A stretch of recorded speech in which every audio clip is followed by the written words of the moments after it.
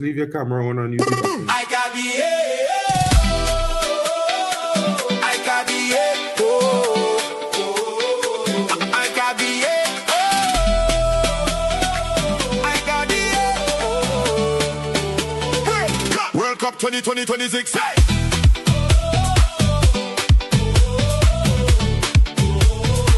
World Cup 2026.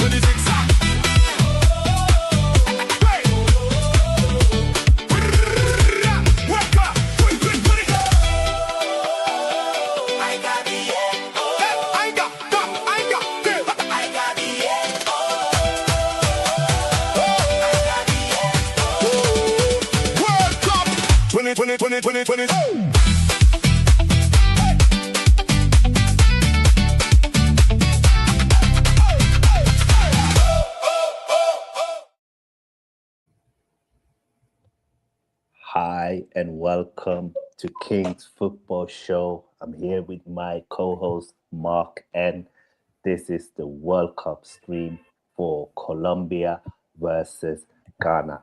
How you doing, Mark? You good? Yeah, bro. Chilling. Good stuff. Just running to take a shower real quick, bro, because I just came home from work now. Been at work for the last 10 or 12, 15 hours or so since 5 o'clock yesterday morning now. So I just want to have a shower and I'll come back and join in like 5 minutes, bro. No problem. So, guys, this is the first time that Colombia faces Ghana in a World Cup meeting. The winner of this game will face Switzerland in the round of 16.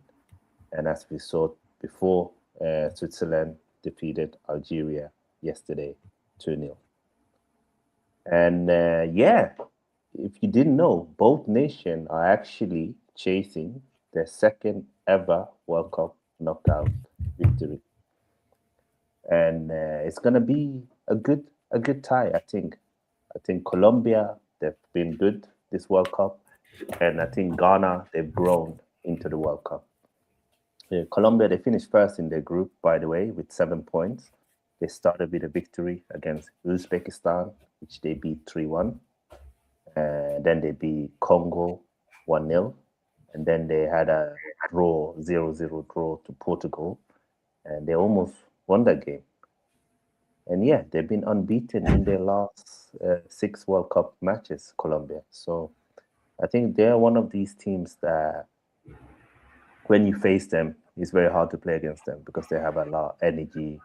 And obviously they have individual qualities with players like Muniz, Luis Diaz, and James Rodriguez. So they can give any team a hard game.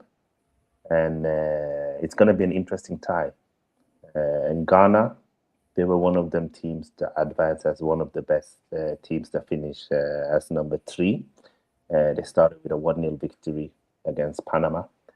Then they had a 0-0 draw against England, which I think they were unlucky. They should have had a penalty. That was a clear penalty. And Pickford should have been sent off. That was also a clear red card. And then they lost 2-1 to Croatia. And it's going to be interesting. I think the players that we do have to watch today, if we look at the Colombia team, as mentioned before, it's Luis Diaz. He's been there. Probably the most attacking threat this tournament. Still shows that he's a class attacker. You know, he comes from a very good season in the Bundesliga. I think James Rodriguez still dictates the play. He's like the playmaker.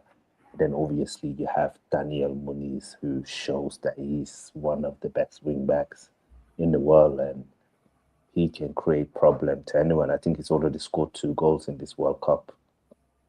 Obviously, for Ghana, you have Semenyo, who I feel like had a bit of a quiet World Cup. I don't think he's been amazing so far, Semenyo.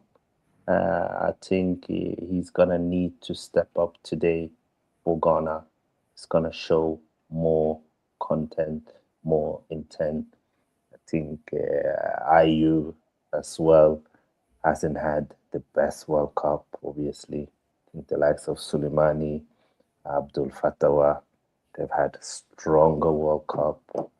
They've been the better players for Ghana.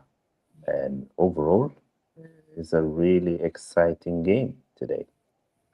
And let's see who's going to go into the round of 16. Will it be Ghana? Will it be Colombia? I think we will see Colombia. They're going to be the more attacking side. And Ghana is probably going to be the defensive side. They have a solid defense. But guys, put it in the chat. Who do you reckon will go through between Colombia and Ghana? Who do you think will win this tie? Put your comments in the chat, and we will also create a poll so you can vote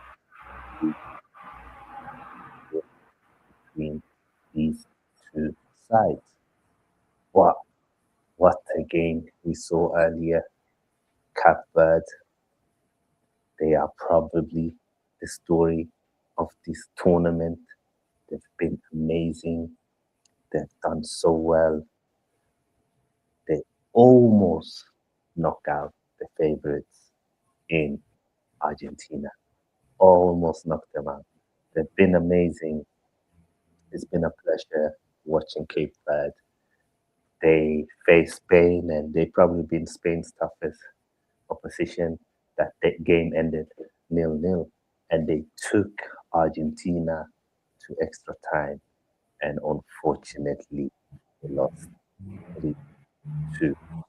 And Messi continues to score in this World Cup. He has scored in every game. I think Lisandro Martinez had a good game, got a goal and an assist.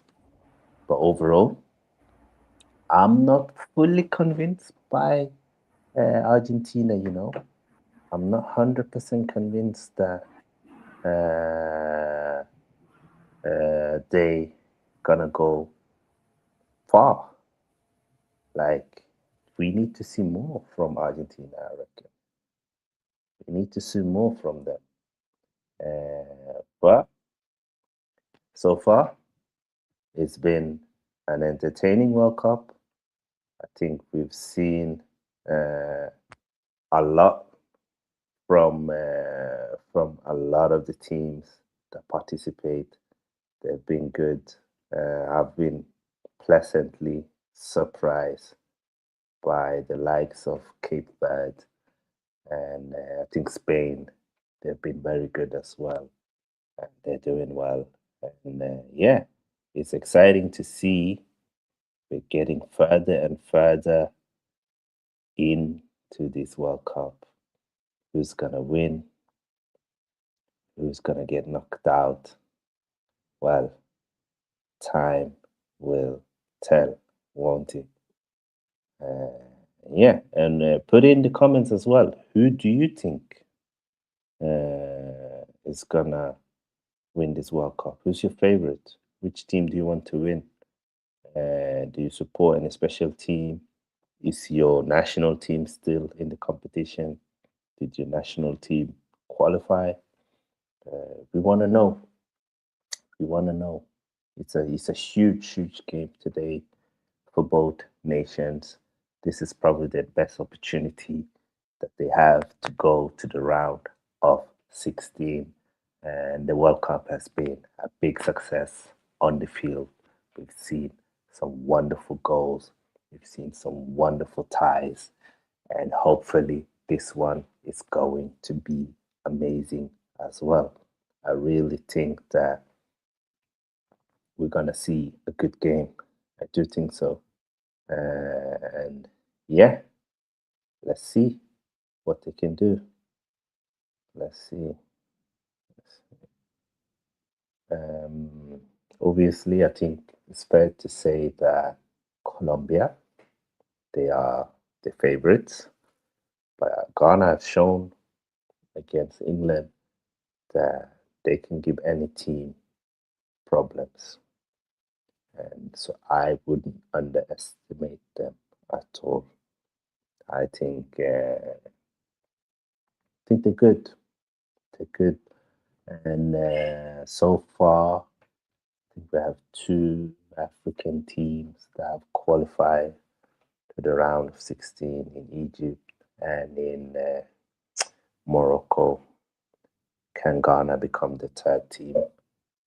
I think they're the only African team left in the round of 32, as this is the last game.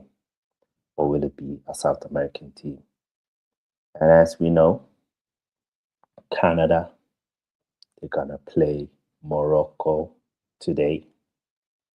And then we have Paraguay versus France later on. And then on Sunday, we got Brazil versus Norway. Then we have Mexico versus England. And then on Monday, we got Portugal versus Spain. And then we also have the USA versus Belgium. And then we're going to have Argentina versus Egypt. And then we got Switzerland as going to face whoever wins this tie. So we have some interesting games coming up. So who do you think are going to win this game? Will it be Colombia? Or will it be Ghana? I'm really looking forward to see who's going to win this thing. I really do. Big up to everyone that's tuning in to the stream. Make sure you like the content. Make sure you share the content. And make sure you subscribe to the channel. That would be great. That would be great. Yeah. And we are just a few minutes away from kickoff, everyone. The game will kick off in less than 9 minutes. So make sure you are ready for this tie between these two nations. I think it's going to be a fantastic game.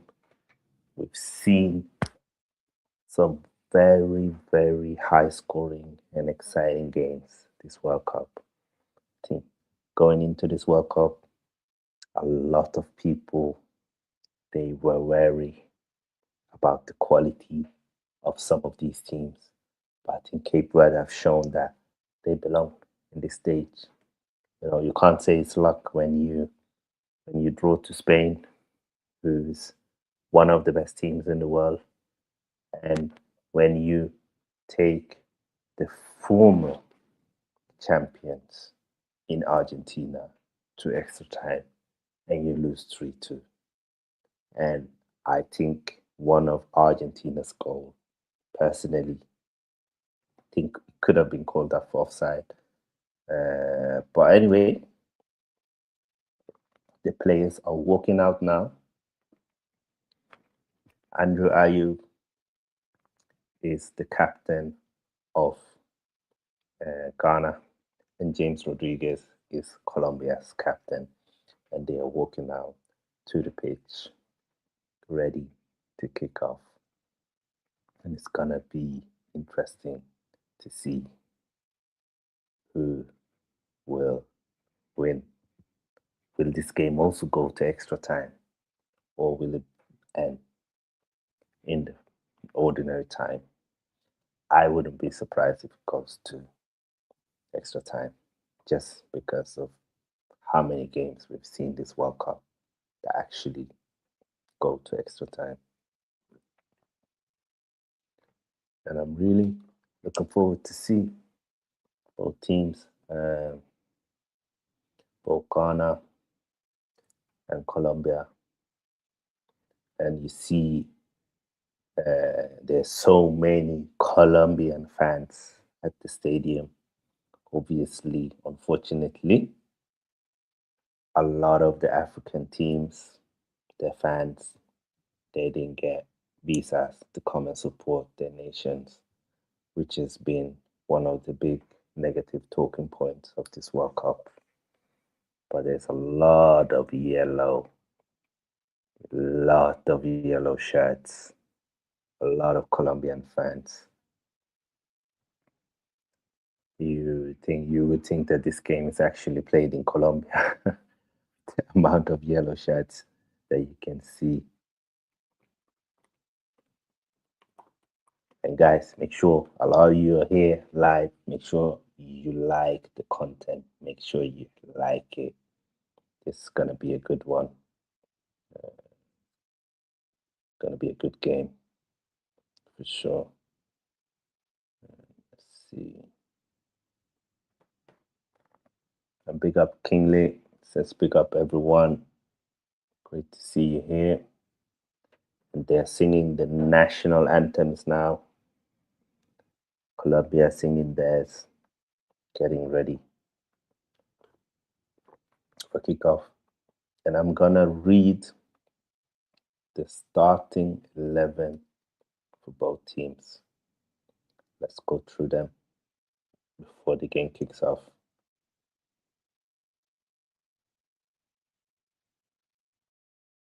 Just gonna get it up here 1 second.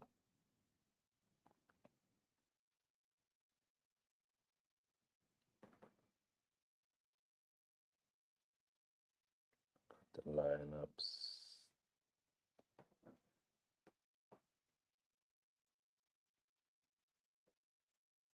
So, Colombia in goal, we got Vargas, right back.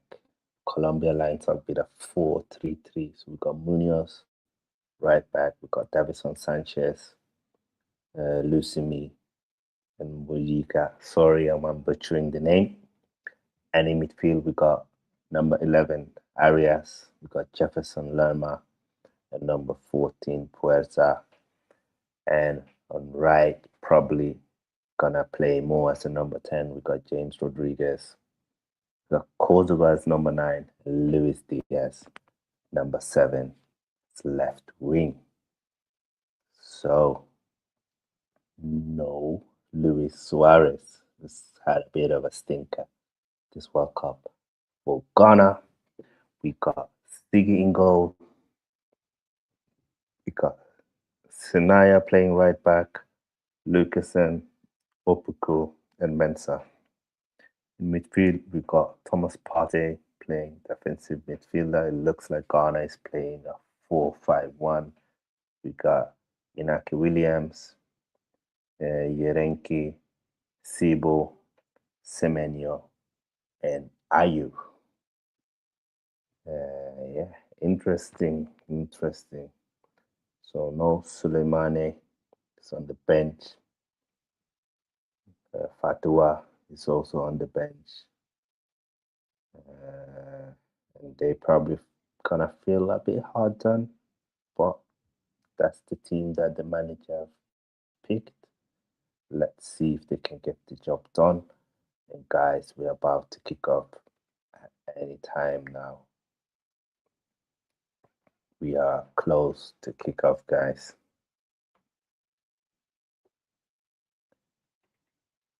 Just a minute away. And then we're ready. Colombia versus Ghana.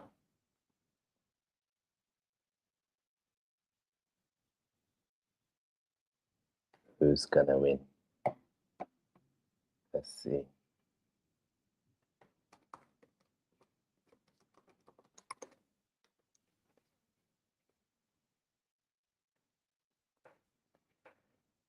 Yep.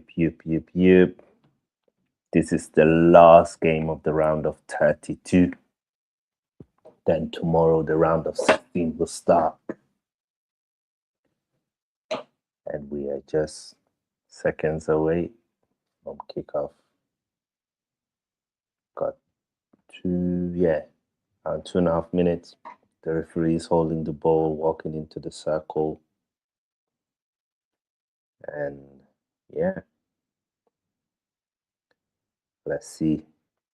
The match officials is from France. It's Clement Turpin, guy that looks like Leandro Trossard.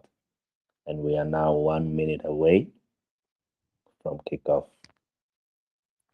The fans are ready. They look excited.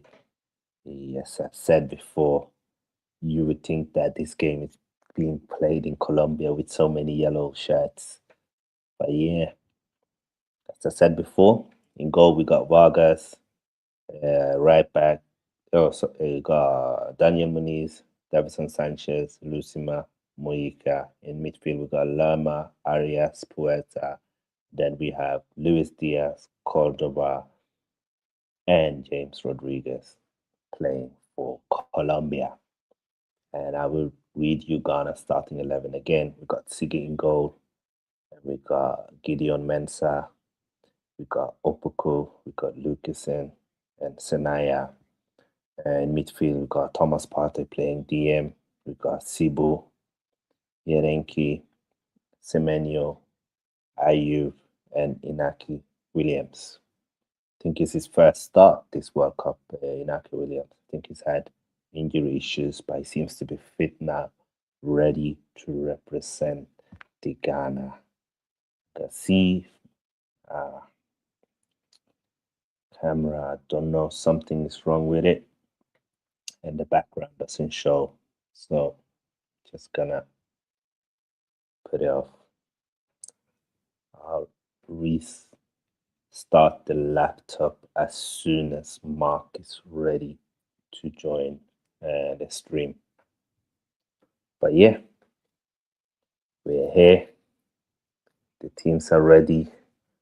We got Carlos Queiroz, the Ghanaian coach. He's there, he's ready. Are you actually gonna turn up, or are you gonna have another stinker? Let's see. A lot of Ghanaian fans are not happy with Ayew. They feel like he should not be starting, but it is what it is. And the game have started. I'm a bit behind, so the game kick off now for me, like a minute behind. And yeah, Colombia have the kickoff, and they put the ball down to the goalkeeper. And Ghana has the ball now. Let's see what they can do. Let's see. Will we see another upset, or will the favorites Colombia go through? We will see. Make sure, guys, you subscribe to all the channels. Make sure to like and share the content as well. And there we go. Long ball from Ghana. Ghana with the ball. Ghana, we see a cross.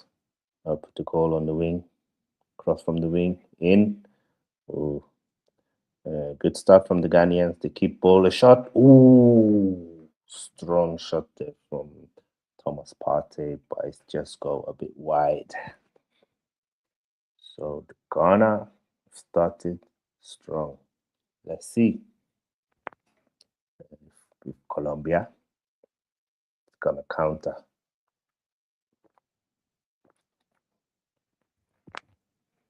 So the ball is in the defense. Colombia has the ball right now. Davison Sanchez is on the ball. Pass it in the middle.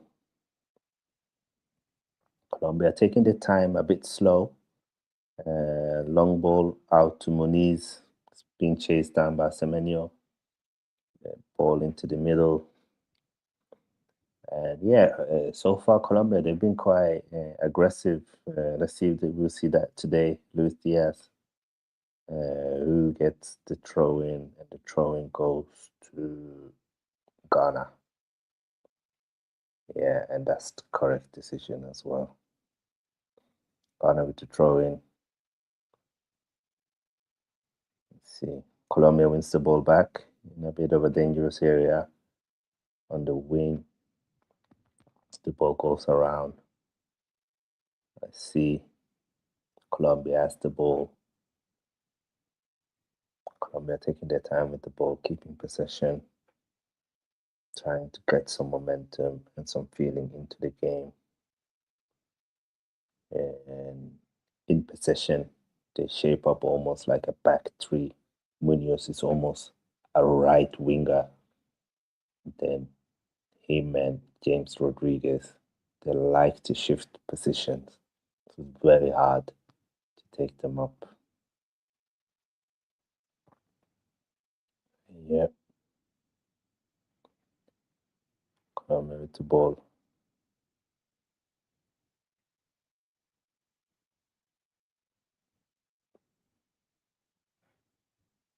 Colombia continues to have the ball, continue to keep possession. 3 minutes into the game, Colombia. Oh, Semenyo has the ball, and that's a free kick to Ghana. Release the pressure from the game. Yeah, so far, been an even start. Both teams have had small opportunities. Ghana probably with the best opportunity with shot outside of the box that went a bit wide. But yeah, they see now Ghana with the possession. Williams.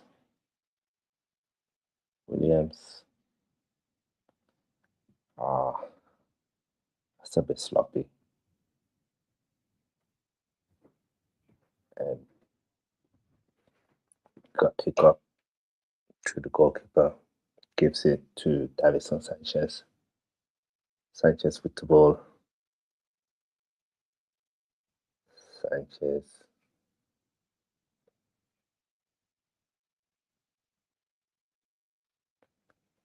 Yeah.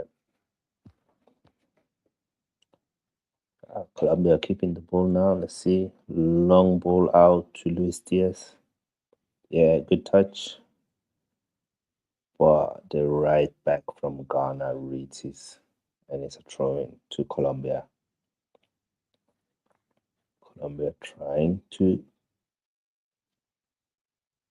put more and more pressure on Ghana.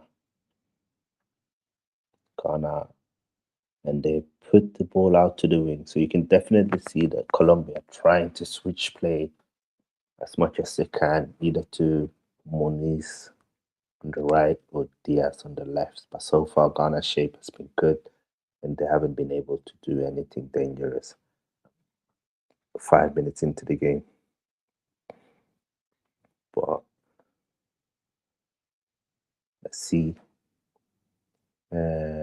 Looks like the Colombian striker Cordoba might have caught an injury early on in the game. He looks devastated. He looks angry. He looks like, and he should have probably received a yellow as well. Totally ripped apart the Ghanaian shirt. Cordoba is down. He's not going to be able to continue. But Ghana continues to attack, put the ball in. Ayu has the ball. And big up to Yusuf. I hope you're good, bro. That's the golden question. Where is there? Well, maybe he's sleeping. I don't know. But we're here anyway. I'm here. We're here live. Maybe Sarah will turn up. But it looks like Cordoba is out. I don't think he's going to be able to continue. The ball is out of play. He's just sitting down. And I think we're going to see an early substitution from Colombia. Yep. He's signaled to the bench. They're going to have to sub him off. That's a bit sad. Just 6 minutes into the game. Colombia's number 9, Cordoba, is going to get subbed off. This looks like a tight injury, and I think it will be Suarez that comes on. Luis Suarez had a good season for Sporting, but he hasn't really been able to do much in this World Cup so far. Yep, number 25, Luis Suarez comes on for number 9, Cordoba.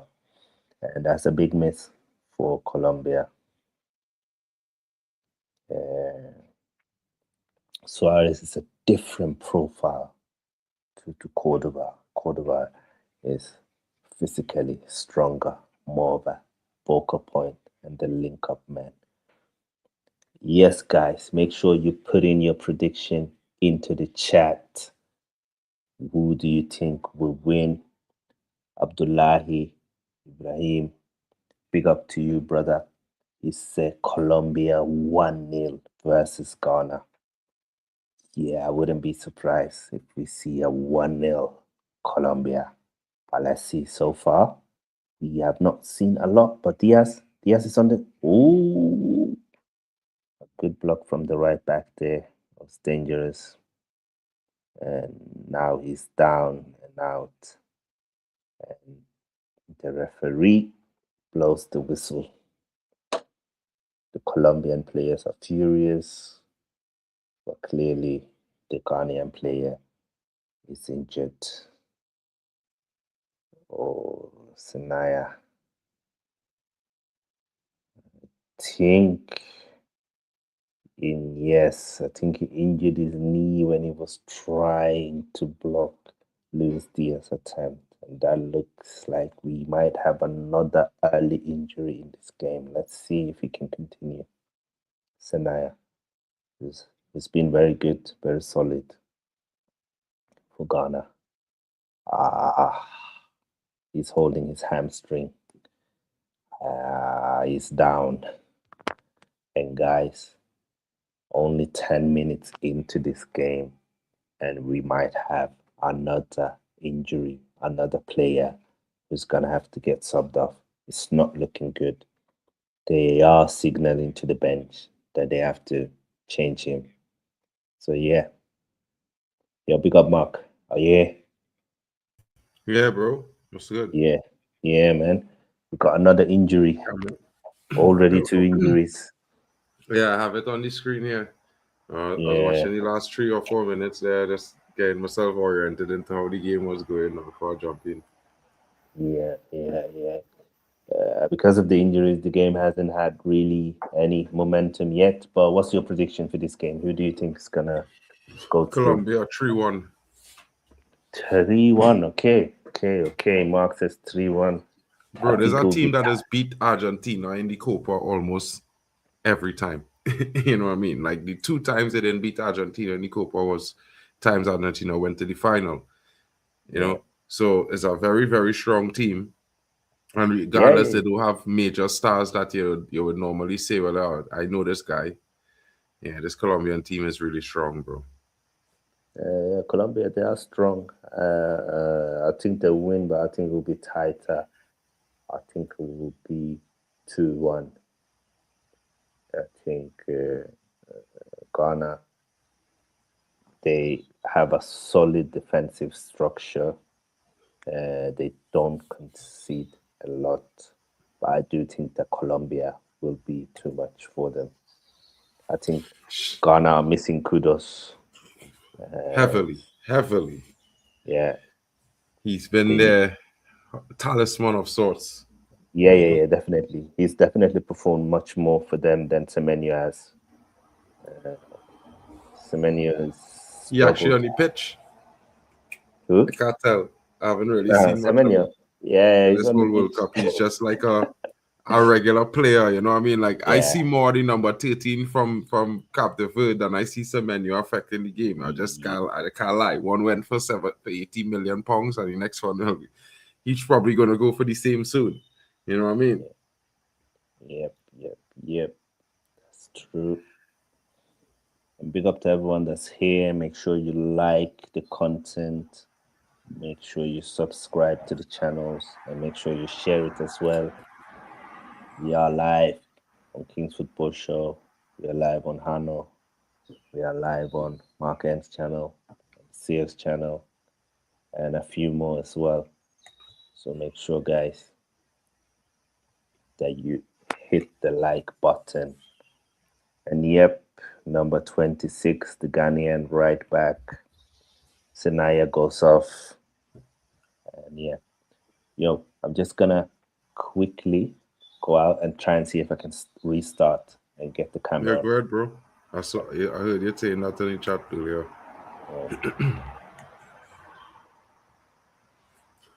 Everyone, shout out to Kings Football Talk hosting the stream today.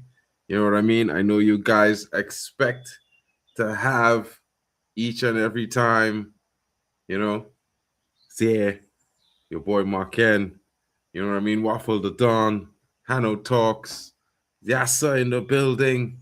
Hey, sometimes guys gotta work, you know what I mean? The shuffle is on. Big up to each and every one of you joining. Don't forget to smash the likes and subscribe. Of course, you know, Colombia is taking on Ghana, the Ghanaians. Interesting team. You know what I mean? The Black Stars really unable to really set off an amazing performance so far in the World Cup. You know what I mean? But this could be... Oh, it's 1-0 Colombia. It's 1-0. My goodness. And as I was saying, the Ghanaians need to get themselves, you know, some form of consistency and resilience. The Colombians have broken them down, and it's 1-0. My goodness, the player who just committed the foul a few minutes ago finds himself on the end of a loose ball in the box and slots it into the back of the net. The Ghanaian defense at 6s and 7s, unable to find their footing, you know, losing their markers, not at all the same sort of, you know, resilient defending, structured and confidence, you know, a very lackadaisical performance from the back four of Ghana. Wow. The number 3 ball watching, and it disappointing. He's supposed to be getting himself in there. He's standing up, watching the play. He sees the Colombian player on the inside. He doesn't come up to the defense. What is he doing? And now Ghana is behind. My God. Ghana, tighten up, folks. Tighten up. The Ghanaian defense certainly needs to tighten up. They need to focus. Of course, you know, a strong team, Ghana, expected to go beyond the round. Normally, losing a player, like a talismanic player like Kudus, is a big impact. But yeah, Colombia is scary, bro. I just told him, you know what I mean? Not because I'm a fan of Colombia, but I've played against them, the youth teams. I've played against them before. And I know a lot of people, you know, don't think much of CONCACAF, but CONMEBOL is strong. They play against Brazil and Argentina regularly, and they get the better of them on occasions. You know what I mean? It's normal for these guys to beat Argentina and get a win from Brazil. It's not like they don't win. So it's a strong footballing nation. And, you know, hats off to them. They're looking to get themselves into the next round. Colombia goal, John Arias. Doesn't he play? Doesn't he play in Spain, John Arias? If I'm not mistaken, I think he plays in Spain around somewhere, if not Villarreal. I think it's at Getafe. I could be wrong. This Colombia team can certainly knock them out. Lionel Messi, man of the match versus Cape Verde. Yeah, I guess it would have been the case. You know what I mean? There would have been a strong shout for the number 13 who got the assist and the goal. I think if Cape Verde had took it to penalties, he would have been the man of the match. Yeah, what a game, folks. You know, I feel really, really pleasured to be able to get in and see the last 60 minutes of that game. You know what I mean? I was watching the first 20 of the 60 on the train on my way home, and I'm like, yeah, what a performance from Cape Verde. You couldn't even tell this was their debut. Oh, he plays for Palmeiras. He looks like that guy that came on recently in that team. You know what I mean? Vazinha is currently free agent. Chelsea needs a goalkeeper. You know what I mean? Chelsea fans. Chelsea Dan, where you at? Proper Chelsea. I think you guys are probably sleeping. You know what I mean? But I think you guys need a goalkeeper. You should call Vazinha. Shout out to the Chelsea fans in the building. You know what I mean? He's not going to be that expensive. It's going to be an easy deal to do. You know what I'm saying? Shout out to Quali. He says a 3-1 Colombia. Quali, I quite agree with that statement. You know what I mean? Vizinha is better than Sanchez, says Abdi. I'm telling you, he is better than Sanchez. You know what I mean? I think the Chelsea fans would do well to get a goalkeeper the likes of that guy. You know what I mean? It's interesting. Shout out to King's Football Talk. He's back in action. Yeah. And now you can see me. Good goal. Yeah. I mean, Good goal. you went out and like you took the luck with you. Yeah. As you left, Ghana conceded, bro. Yeah, I know. I'm in the middle of talking about what I seen from Ghana, and I just was about to mention that their defending is not like Cape Verde. Cape Verde is very structured, very resilient, very focused. You know what I mean? They don't make mistakes at the back. The Ghanaians are the entire opposite, bro. Like they are just not concerned at the back. Yeah. That goal should not have happened. I can't lie. Like I did say Colombia 3-1, but I mean, looking at the goal again, the Ghanaian defender, he's seen it coming. Yeah. He looks at the Colombian player down on his left. He looks back. He sees the cross. He doesn't move. He could have easily cut that out. Easily come in, take it on the chest, turn, or head it over the bar. He could have done three or four things there. Chested it down to the goalkeeper. Bro, I'm a bit pissed off. Yeah, it wasn't easy. Kawali, we need to make you a mod on every single channel, bro. You need to drop some comments around on every single channel, Kawali. If you can do that for me, bro, you will see that you become a mod on at least 4 channels right this minute. So just go around, go to Mark N's channel, go to Elite Footy Talks, go to King Football Talks.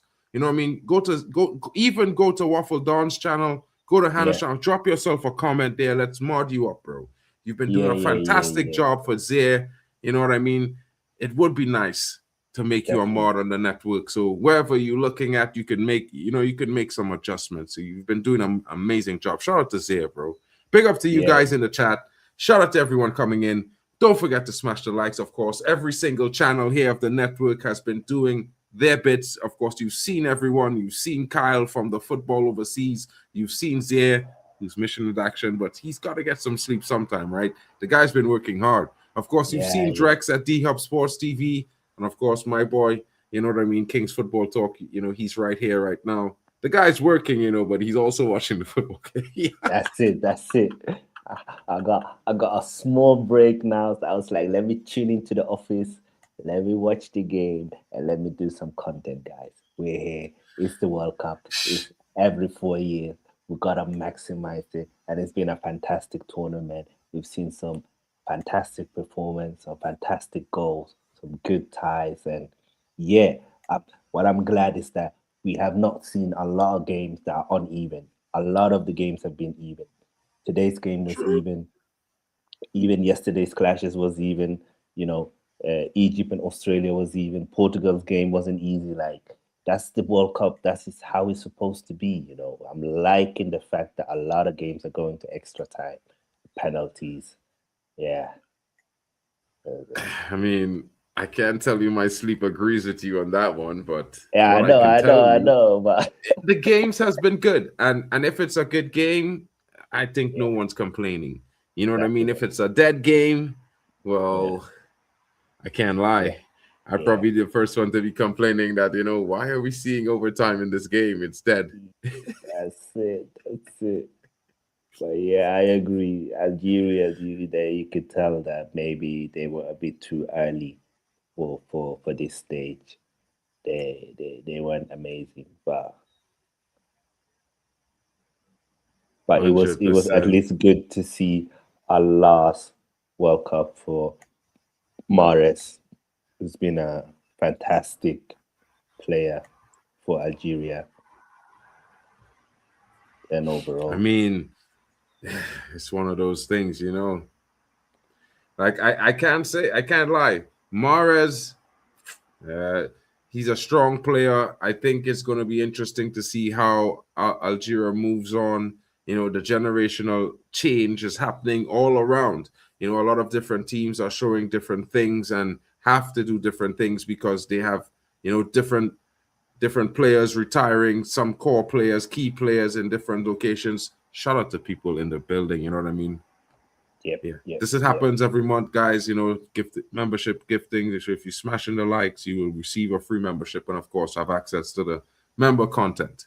When big up. Yeah, big up Market doing his thing. Keep improving on content. It's good to see. And big up all of you that in the chat as well. Keep following us. We do appreciate it. And yeah, let's see if we can get the likes up everywhere as well. And Marken is only, 600 subscribers away from 2K? 60. 60 Wow. Yeah. Guys, before the World Cup is over, gotta make sure that Marken is on 2K subscribers. Shout out to SSB in the building. Big ups, bro. Gotta make this.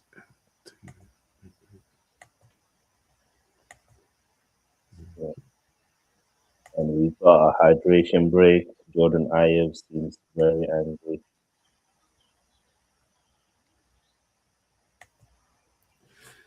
SSB, we've been discussing Argentina for a long time. Lots of people expect them to go to the final. I thought they would have been out tonight.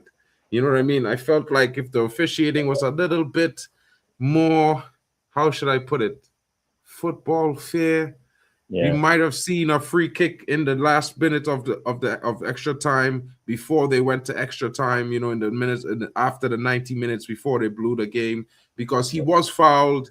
There should have been a free kick, but I think they were worried that Cap Verde would have scored from that free kick, and there would not be enough time. You know what I mean? Shout out to everyone watching. I know it's late. I mean, I was trying to get Miss Molina to come and do the co-stream with us, but I think I'd have to make some better arrangements with her and see if I can get her and Proper Charles to join us for the quarterfinals. It's going to be an interesting round in the quarterfinals. You know what I mean? Definitely. I'll send her a text, see what's her schedule. She can join and do like a collaboration. Yeah. We got room to add their channels. You know what I'm saying? So hopefully it works. Definitely. But so far, Colombia 1-0 up, and it looks like they're gonna knock out Ghana. Ghana, they don't seem to offer a lot in attack or defense. I think that's the problem. I mean, it's a wonderful stadium. I can't lie. They're playing in a very, very beautiful stadium. I've been there already. And what can I say about Ghana is that they have the keys. They have a talented squad. They have an average high quality of footballing capability in that squad. A strong midfield. Thomas Partey's there. Let's not act like he's not high enough level to take them. Andre Ayew, he's been in the Premier League for the last 10 years. This guy knows the Prem. He's been there since he's been a young guy. I remember when I was younger, he was just making his debut. And he may not have played for a really big club in the Prem, but he's played for some, very decent clubs. He had some decent mid-table finishes. He scored some goals. And his brother as well, who's not there, but at the same time, they've got Semenyo, and he plays at Man City. And I would expect that, going to Man City for the money that you went for, you need to show up for Ghana, bro. Like, literally, you cannot be playing on this pitch and be a bystander. This does not bode well. And some guys would say that, Marken United, you missed out on Semenyo. And I'm like, I haven't seen it yet. Yeah. And they get angry with me, bro. And I'm looking at the pitch right now, and you would be expecting Semenyo to be the one causing Colombia all the problems, and he's just looking like a bystander. He's not even trying to impress the guy to press on the pitch. He's just walking around. I agree. He walks around with a chip on his shoulder as if He's the biggest star in world football. But where's the work rate? Where's the runs? Where's the intention to get the ball? He's not even asking for the ball. You know, you see Colombia, as soon as they have the ball, they are looking for Muniz, they are looking for Diaz. They want the ball. But when Ghana have the ball, I don't see Semenyo. He definitely needs to step up. Even Williams, who's been injured, coming into the World Cup injured, has shown more, and that's not okay. Semenyo is in his prime. He's playing for the one of the most successful teams the past 10 years. He won 2 trophies this season with Man City. You have to show more. There's no excuses for Semenyo, and it's a bit disappointing. And I understand why the Ghanaian fans are hard on him because he doesn't seem to step up when it comes to Ghana. And Rodriguez is on the ball. Lucy, can Ghana counter? Okay, Ghana on the wing. Oh, that's a poor pass. That's a poor pass. They need to do better there. They need to do better in possession, the Ghanaians. That's very, very important. Very, very important. And guys, make sure that you do hit the like button and you subscribe to all the channels. We are here, even though it's late. Some of us are working, some of us haven't slept, but we need to produce the content for you guys. That's why we're here. Well, what's the time in Germany? Right now, Yeah, it's 4 a.m. in the morning, bro. yeah, same here. I'm about to hit 24 hours, bro. On the Damn, clock. bro. Damn. This is normal, bro. Like in the summer, there are times I'd be hitting like Yeah, 36, 42 hours because like there's like sometimes you have like 4 or 5 different shows that are happening right around. You know yeah, what I mean? And we have different sorts of deployments there, and yeah. you got to make a carousel and check everything out. So I, you're here for 4 hours, there for 4 hours, there for 4 hours, there for 4 hours, there for 4 hours, and you're traveling in between at least an hour or 30 minutes to yeah, get in and get to go through to get inside. yeah. It's interesting. Carnival is even worse, bro.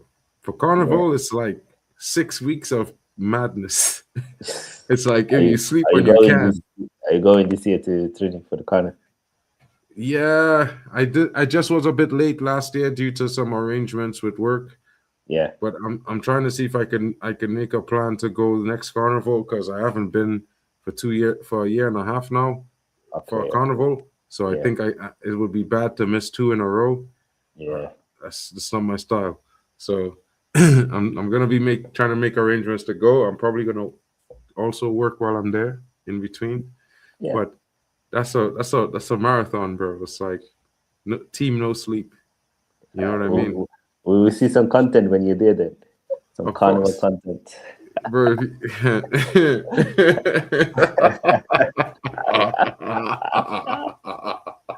Bro, I Yeah. could do a carousel of carnival content from the past carnivals, bro. It's wild, Yeah. like Brusky. Yeah. But It's that's probably gonna wild. have to be on another platform.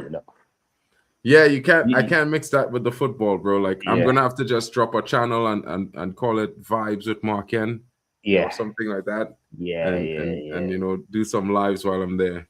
Because when Yeah. I was there last time, like in May, in Yeah. April. I was there Yeah. for 3 weeks, for Okay. 2 weeks, but I was also off a tour, so Mm.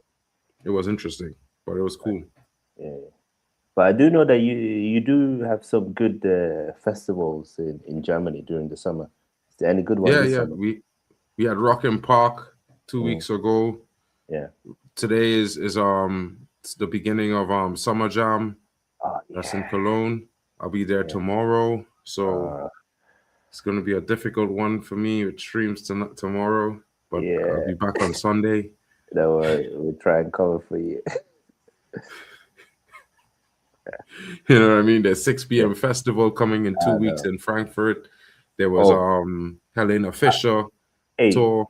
Send me the date. I might fly over. For the For weekend. when? The one in 2 weeks. Oh, 6 p.m. festival. That's in Frankfurt. Yeah, I'll the send one it in to you. Frankfurt. I think that's Friday. It starts midday and it finishes, I think, like 12, either 6 p.m. or 12 o'clock in the night, something like that. It's just for like 6 or 8 hours. I'll send you the info. Okay. Let's see. Ghana got a corner. Let's see if they can do something. They gotta try and make the most of their set pieces. 100%. 100%. And we've seen it this World Cup. A lot of goals from corners, free kicks. It's important in modern day football more than ever. And You've got to take your chances, bro. We've also seen that as well. Yeah, bro, it's a poor corner though from Ghana. And big up to Nominal. He says it's around 11 a.m. now. People in Europe know what East Asian fans of European clubs go through every season. And I have to say it, to all the international fans, big up to you, Lord. Living this 9 months of the year, bro. Every year, bro. You don't know, bro. I used to live when I was in Trini, right? Yeah. I used to wake up. I used to have to wake up at 5 a.m. to watch games. When Man United plays a Premier League game at midday, that starts promptly at 5:45 in the morning. So I used to be up at 5:45, with a cup of tea. You got the staple cricks and cheese. You know what I mean? It's like a cracker that they make in my country. Yeah. And you're watching the game, bro, and you're like, you can't talk too much when you're like chewing that shit because it's mad. And you want to celebrate your goal, and it's like you gotta spit whatever is in your mouth out, or you gotta swallow it because you're gonna choke. You know what I mean? It's mad. But I have to say, like when it's a World Cup, they start the games later. The morning games would start at around midday in Europe. So that would be, or like mid-afternoon. So it would be like games would start like 10 a.m. in the morning, and then the next game would be 12:30. Then the next game would be at 3. You know what I mean? So to watch Champions League, I used to have to race home from school, bro, like on my bicycle. You know what I mean? Because you can't. The game's already started when school is finished. Yeah. That's a mad one. Because when it's like 3 p.m. in the afternoon, it's like 16. It's like 9 p.m. Yeah. In Europe. In Europe, exactly. It's a mad one. Nah, I hear it. I remember when I was in US for 2 months. It was hard to catch the games, bro. It wasn't easy at all. So big up to all of you international football fans. I forgot what it's like, bro. Yeah, of course. Now you're eating good,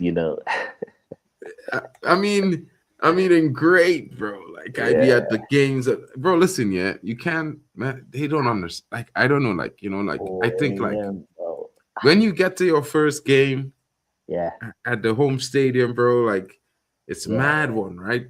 It's a mad one. I've been there as a youth, like when I was I think I was 14, my first Manchester game, but like then once or twice, a couple of times in between that and 20, and then like from 20 to 30, like I had no time, so much work, bro. No time to come to London. But when I would come, would usually be for like the carnival. I would come and do work for the carnival, then probably I'd work for like 2 or 3 weeks more, and then I'd go back. Never really had time. And then I moved to London. And and initially, it's so funny. I think everyone's gonna laugh at me, but when I initially moved to London, I thought Manchester was at the north end of London. You know what I mean? So I bought tickets for a game, right? And I'm telling my friends, like, I'm gonna go to the game. Who wants to go with me? I got 3 tickets. You know what I mean? And the first thing they asked me, did you get the train tickets? Well, I was smart enough to buy train tickets with the tickets because they offered train tickets. So I said, I'll just buy everything one time. So I you know what I mean? And I bought the tickets. Shout out to Zia Talks in the building. Yusef, your boy's woken up. You know, He's shout out to woken Zia. up. He's awake. He's awake. He's awake. Oh, you know what I mean? Almost a goal there by Luis. Was it Luis Diaz? Luis Diaz, was it Puerta? No, it was Luis Diaz. Bang. Yeah. Just missed it. Yo, listen, that looked like from an angle, like it might have thought it scored. You know, from a certain angle. From the first angle, I thought it was a goal. But you know, but then, bro, like, listen, and I tell them, ting. I go leave home about 10 o'clock and get there. And each of them looked at me like I was crazy, bro. And they was like, bro, you know it's like 3 hours, to Manchester. Yeah. I'm like, what? You're like, what? What do you mean? I'm like, what? To what? I thought when I get to Stanmore train, I go and hop on next train for like 30 minutes and I in Manchester, you know, bro. Like literally the first time. Yeah. And they was like, nah, but then luckily they was like, all right, they'll go. So then, boom, like 8 o'clock in the morning, we was catching the train straight to Manchester. We was there like by 10:30, 11. Yeah.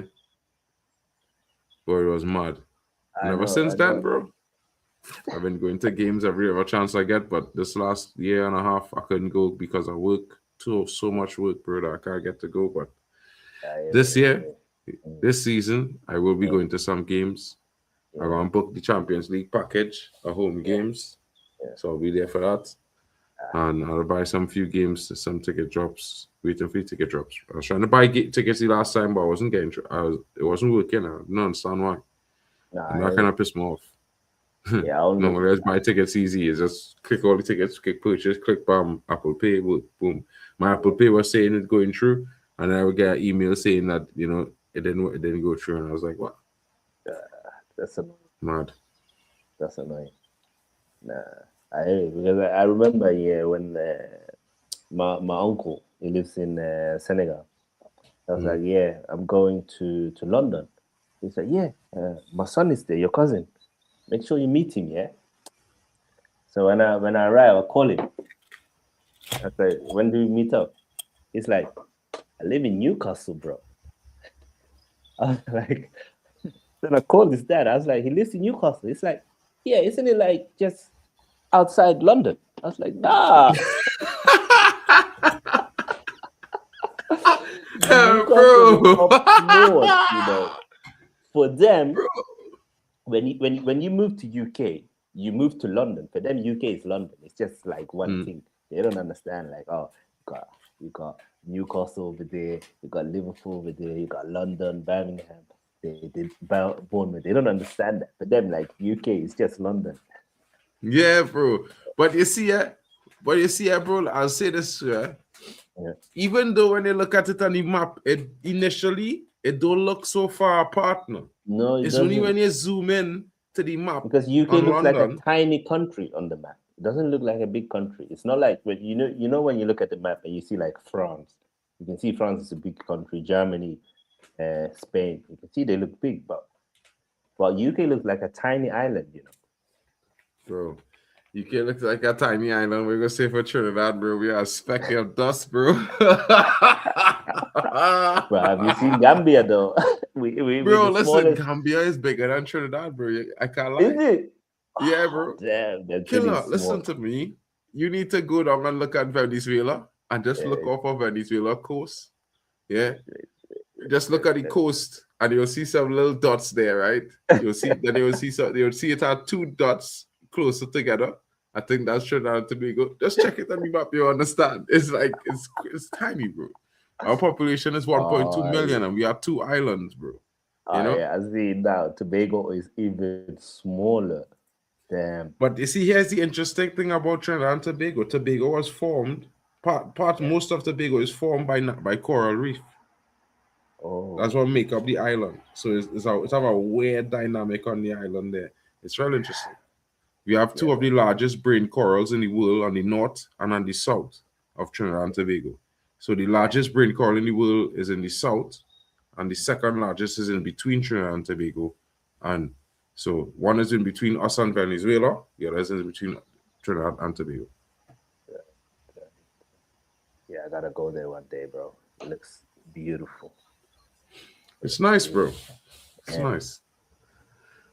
Yeah. You had to get the crime situation under control, but it's pretty nice. Yeah. I mean, we are reaching halftime soon. In 43rd minutes, I guess they're gonna announce overtime in soon. Probably looking at 5 or 6 minutes with the injuries and the hydration break. Yeah, it's literally 5 miles off the coast of Venezuela, my brother. Like literally, when we go to one of my friends, he takes pictures of the largest brain coral for National Geographic and stuff. So we go there with boat, and he dives down. I'm not diving down there, bro. Yeah. I'm not doing that shit. I hear it. Bro, there's so much sharks there, bro, all around me there, bro. Just because of the location and because it's a coral reef there, the largest brain coral, you know, it's one of the largest sources of where they find easy food. So, yeah, I'm not going there, bro. Yeah, but I just go on the boat with him and chill. You know, I just have documents there because the Guardian is passed by regularly. You just have to be careful because sometimes they just want to rob you and shit. They ain't too nice. But you could, you know, from certain points in Trinidad and Tobago, you see cars driving in Venezuela at night.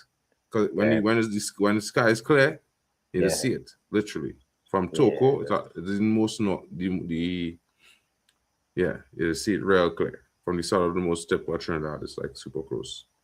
And we also recently, when Venezuela had their industrial situation, we had took in like 300,000. You know. Oh. Yeah.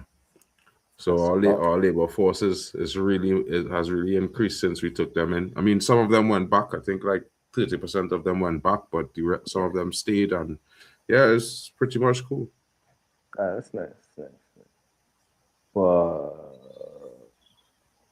so do you guys speak Spanish? Yeah, of course, bilingual. Yeah. Well, but that's based on heritage as well, because we used to be a colony of Spain. That's why the national city, the major, Ghana,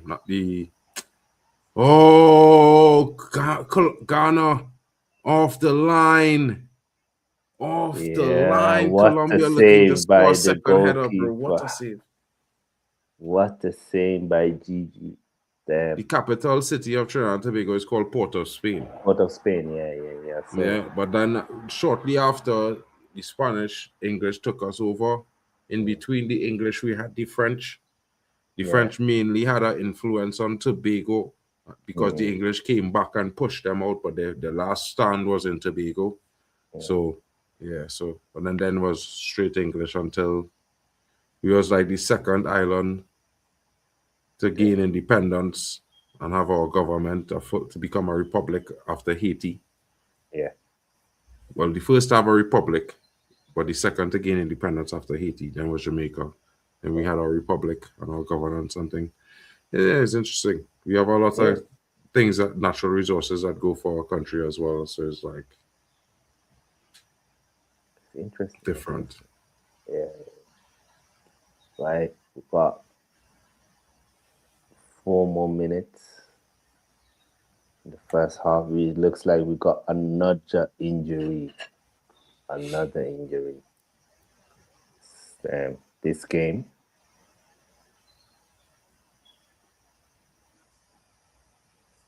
No, he's okay. He looked like it was just and as his substitute who came on.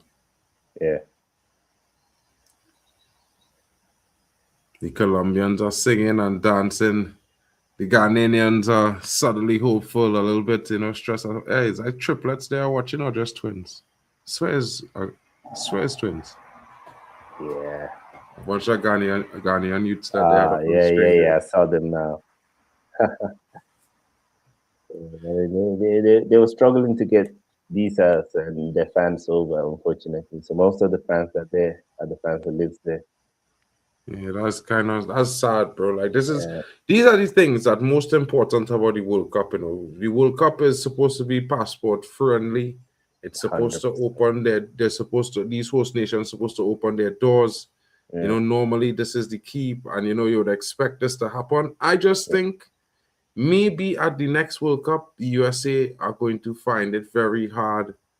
Maybe even Canadians will find it very hard to get themselves in that country.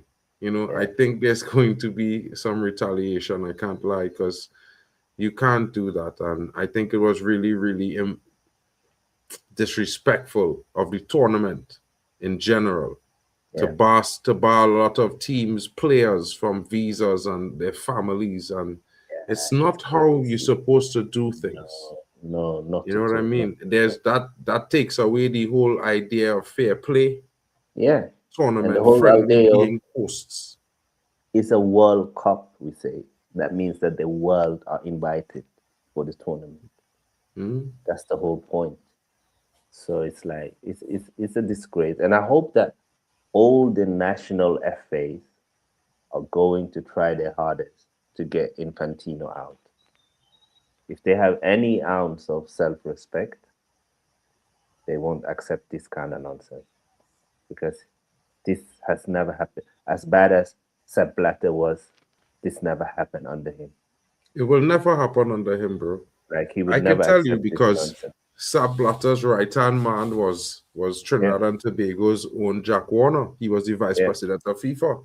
And people could say what they will.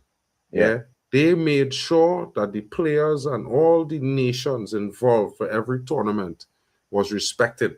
And under their watch, more nations, young nations, was helped with their development from grassroots, was better helped.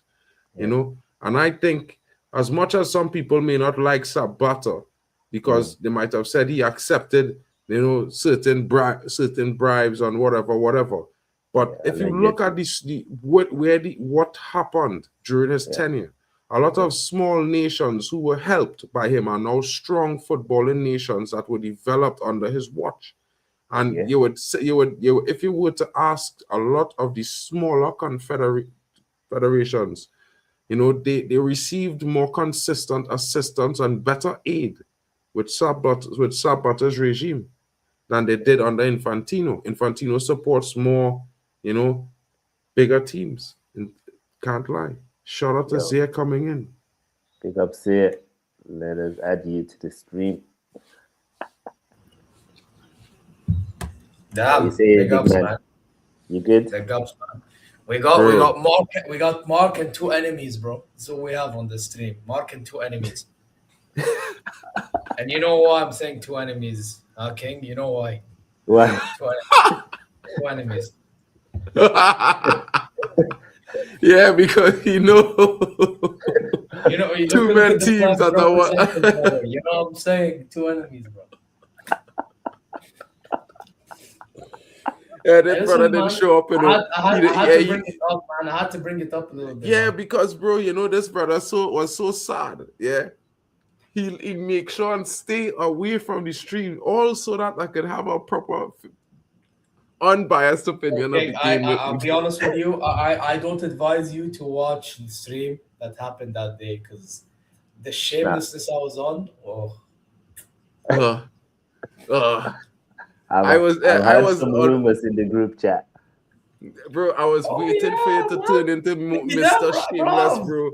Listen, I told you already, nothing against the people themselves, but bro, when it comes to ball, oh my God. I got my wish. Bro. Egypt and Morocco representing Africa only. Wow, this is amazing, bro. Amazing. Bro, listen, yeah. But if you had shown up, I would have been so shameless, bro. I just wasn't. I was actually into the game, and I felt like, and I told Mandem, I say it's good that it went up 2-0, but they need a third goal before that brother came on. And I tell man, literally. But bro, I'm confused. What was your opinion? Because you and Tony love to argue over one another. Well, I don't understand whose opinion is what opinion anymore. What was your opinion? The problem is the manager. The manager is useless. Who, Pep? He's the one who decided to sub off our best players when we were in total control of the Bro, game. to be honest, he should have told there his was- player. He should have, when he subbed the player, he should have told them to walk off the pitch. There was no need to sub Have off to walk off the pitch. bro. Papa Gay, Habib, and Iliman Jai. There was no calling for it. Oh, is None that of why them he were said he's not tired. gonna? None of Is that them what he were said? on yellow cards. He just decided because he has some ego in him and he doesn't like them, and he cost us the tie, and they have to sack him. He's an idiot. Wait, can I ask you a question, bro? Like on a is that why Pep Gay said that he's not gonna play for the national team until things change? Yeah. They have to sack him. And guys, let's not forget, he was the one who told the players to walk off the pitch in AFCON. Oh That's wait, the you're same one of those guy. that didn't agree. Hey, you know what? We're on the same page, brother. Hey, You know, we need to sack him. You know, he's useless. He's useless. Yeah, but too arrogant, bro. He has no backbones. You know, he's not a man. By the way, He's a coward. By the way, you know that Coward. manager, yeah? He was so considering walking off the pitch, but then realized that it's FIFA and in charge of them, and they made a rule for walking off the pitch. I'm not joking. Look at the look in his face. The look on his face was he was considering it. And he didn't Right. even dare to think Nah, of walking. he's a sad He's a guy though. coward. You know what I would say He's a is that coward. I think that the He one has thing no is he's a backbone. good coach. Nah, He's a good coach. It's not good. That's bro. Listen, that first goal. I To be know. fair, I know. right, he the did first get- goal. I've did get followed you. him every game. He's not a good coach. He's lucky that he has a good team with good players, but he's not a good coach. He's not a good coach. I have a question. I know, like, I have my own opinions. Big up, Miss Melina. I have a question, about the Yeah, AFCON. Like, obviously, and forget about the drama, like, just the team performance, right? Yeah. Do you think you guys were, like, in terms of performance, like, good enough to win the competition with this manager as well? Maybe not say win the competition. I think, but at least get to the the semi-final. Because I'm not gonna lie, at the start of the tournament, they were one of the teams that I thought at the time, at the start of the tournament, I thought it was probably them, Algeria. I remember I doubted Morocco. Because Regragui was kind of taking us back a few places and he made a few changes. And we went on a run to the final. But I don't know. You take that out, that's not happening. You know what though? Low key, just because of how we play football, and we know that some players they do better even though they're not the best players. Low key, I think Martinelli would suit transition ball in some cases at Bayern off the bench. Yeah. I agree. I think he would do well in Bundesliga.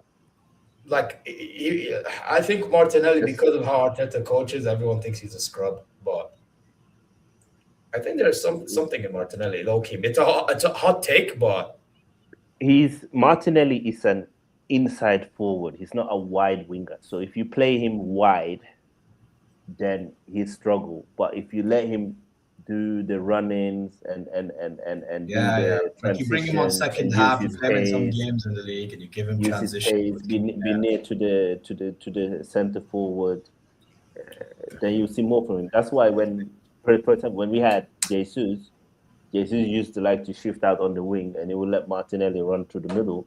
That's why you see him score 16 goals when Jesus was the forward, because he's just better when he's in those central positions, because then he can use his pace, because he's not the most technical gifted player.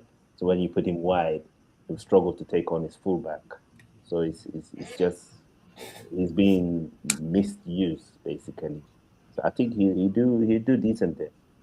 But to your question, let's not forget in the final, Senegal scored a legitimate corner that goal should have stood. There was no foul there. So I think they played good enough to win. But again, the manager, I don't like him, and they need to sack him. They should have sacked him the day we got knocked out. They should have sacked him, because we had a golden opportunity to get at least to the quarterfinal, because we're better than the US and we're better than Belgium. But I didn't think you're better than the US really, but not in the tournament so far. Maybe as a team, player for player, team, player for player, we are.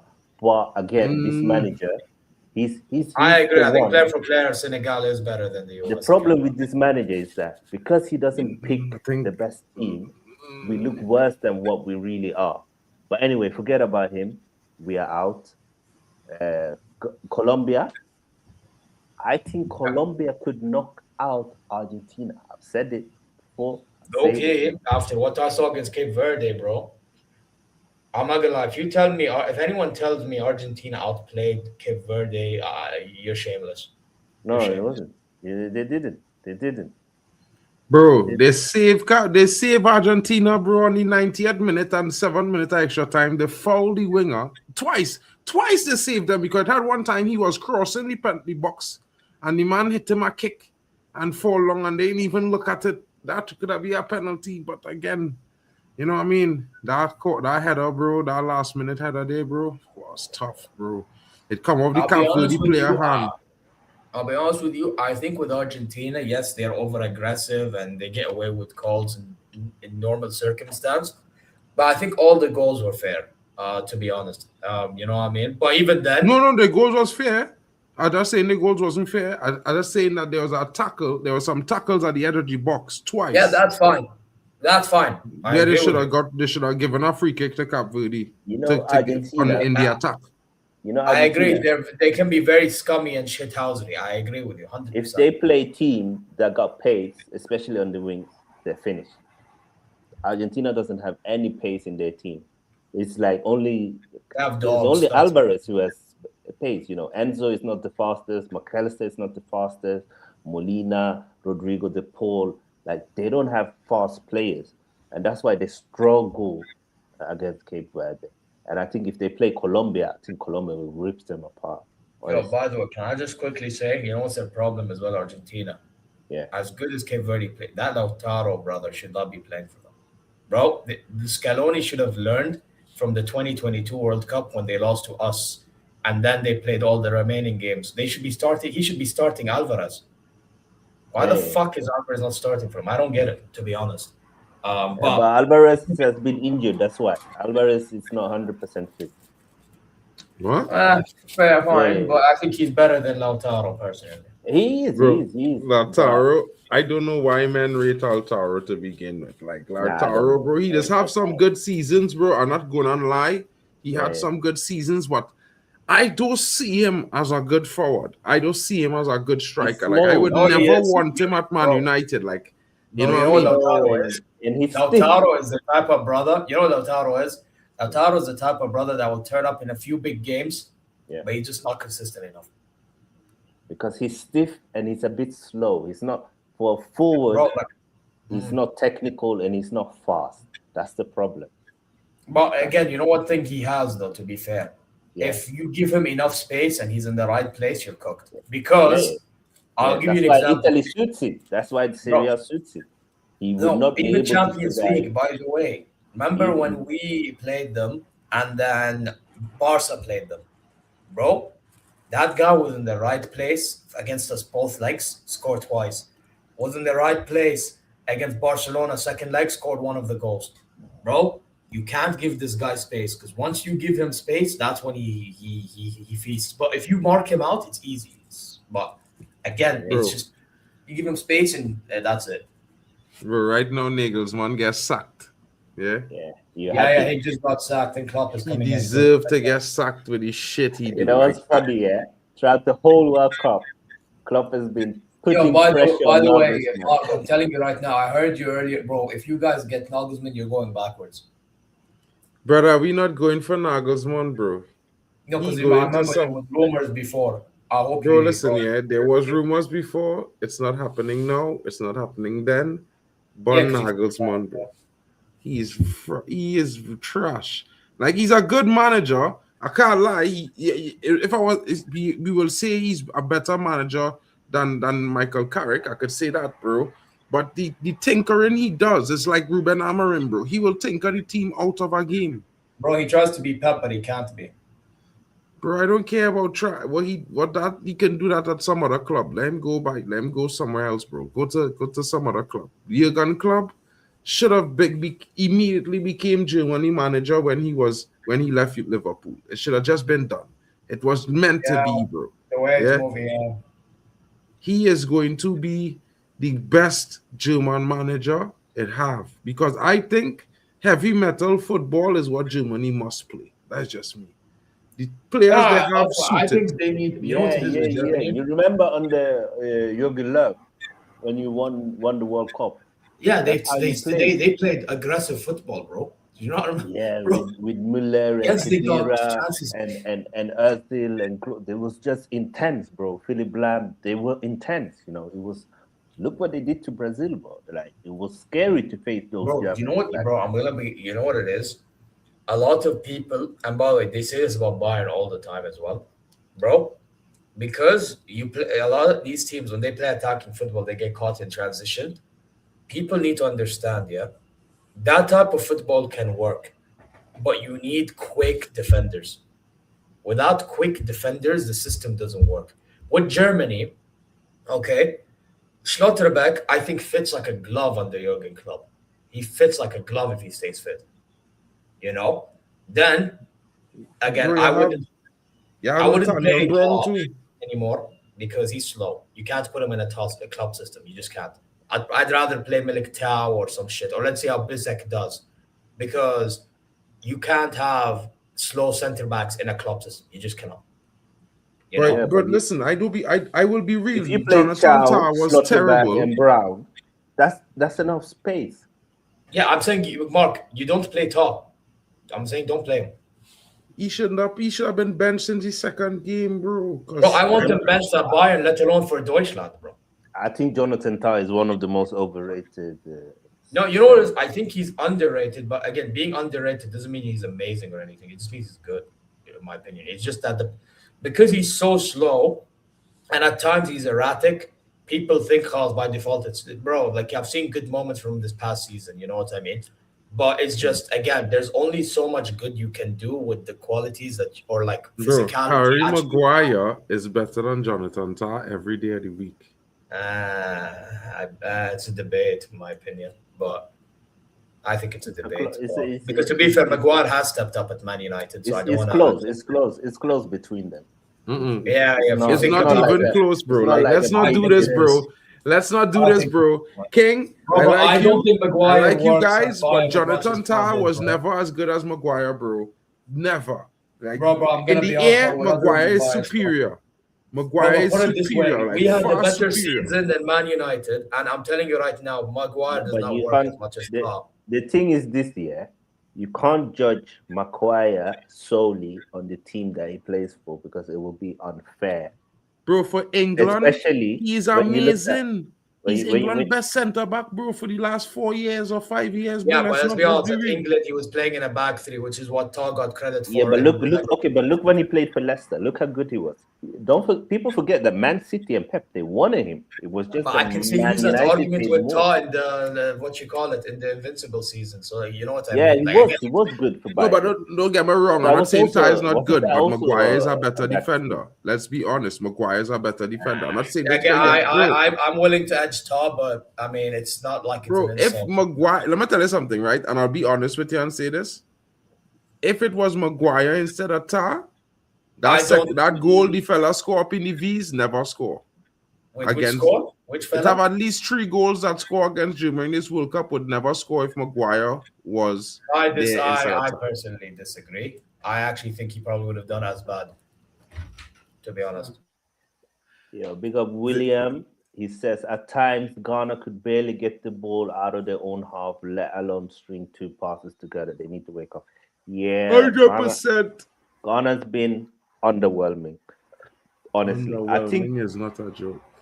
I think Ghana has had one good game this World Cup, and that was against England. I think other than that, they've been quite mediocre. I think against Panama, they were lucky to win. They were poor against Croatia. They've been poor today. I think England is the only game they've been good, and you can tell that they were fired up because of the colonial stuff and the history between the two countries. They really turned up for that game, and they probably should have won that game. England should have had red cards and penalty against them. That was a clear foul. I don't understand how I that. do agree with that was a penalty. statement, though. I think There was a I think penalty. the Mark. Ghanaian players was diving too much in that game. They was looking No, for but his that player, was wasn't a giving it. penalty, bro. He Bro, took listen, him out. you have to also remember that in football, if the players are play acting throughout the game, they will get punished. And you can't play act just because you play. Neglect the fact that if you foul someone in the penalty box and you don't get the ball, it's a penalty. Even the English people are saying it's a penalty. I've seen the most patriotic Englishman, and they're telling me we were lucky. The fact It was remains, and they don't understand how. First of all, you had to check on. It was a soft touch. It was no major touch. You can't go down for everything. If a man mash it too, it's not a penalty, bro. Let me be honest. You see, you Mark. The problem I with think you you need to understand that you gotta earn a penalty. It's not just because a man touch your foot, he mash your toe, all these things. Bro, listen, that is not a penalty, bro. It's not football. It's not basketball you're watching. Bro, football is a contact everyone sport. here can say they know football. Well, you think football is a contact sport, or you think Zay doesn't think he knows football, bro? I never said anything about knowing football. I'm just saying. Yeah. I'm just saying football is a contact sport, and man, them some penalties softer than others, bro. You can't always give a man a penalty because he just get touched, bro. That was a clear pen, and Pickford should have been sent off, bro. Bro, you could say that about a lot of different things, bro. Like at the same time. I just think that in the game they created an atmosphere of they were all flopping every chance they could get. And I think the referee was punishing them. And I will make it difficult for them. Because if they had just stood up to some of the challenges, because it really wasn't nothing in half of the challenges, bro. This is one thing that need to be stamped out of football in all levels. Club football and in national football. They flop it. Because, bro, come on. We could see a challenge from a mile away, but a slight touch and you're trying to get to win your side a free kick by just going to the ground. It doesn't look good. No, the tackle from Konsa wasn't slight touch though. He totally took him out. Even he was surprised it wasn't a penalty. You could tell by his reaction. But anyway, today they've been poor, and they need to step up. They've been really underwhelming today. It looks like only Naki Williams trying something positive up front today. Yeah, that is frustrating. Because I would say to everyone that one thing you would expect from the Ghanaians is a competent midfield and a decent attack, especially when it comes to build up.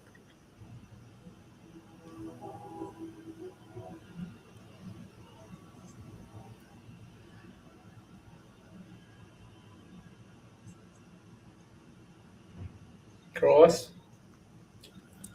Yeah, I mean, Colombia, you'd expect them to defend their way out of this now. How many you on there? Going Ghana, cross into the box.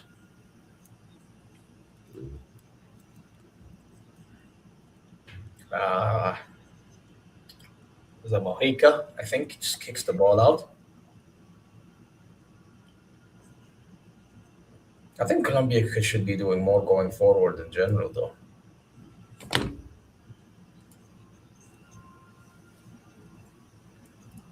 At first half, they could have given more of it. But I think they could have done more in the first half as well.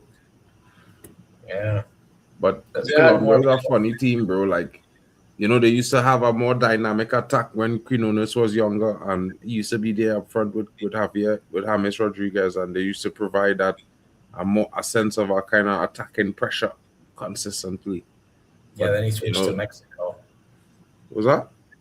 Quinones, he switched to Mexico. Sure, I think is our next Quinones in Mexico, Yeah,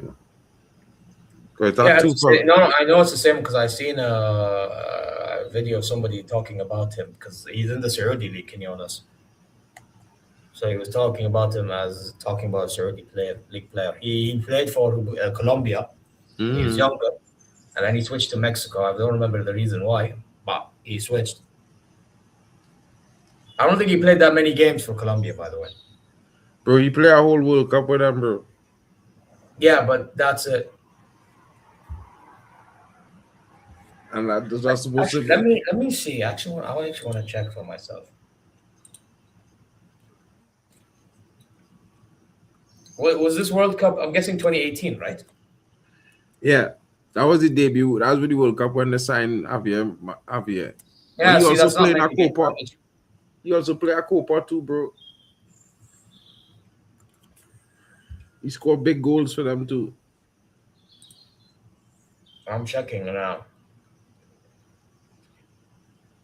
Bro, he played for Colombia under 20. That's why.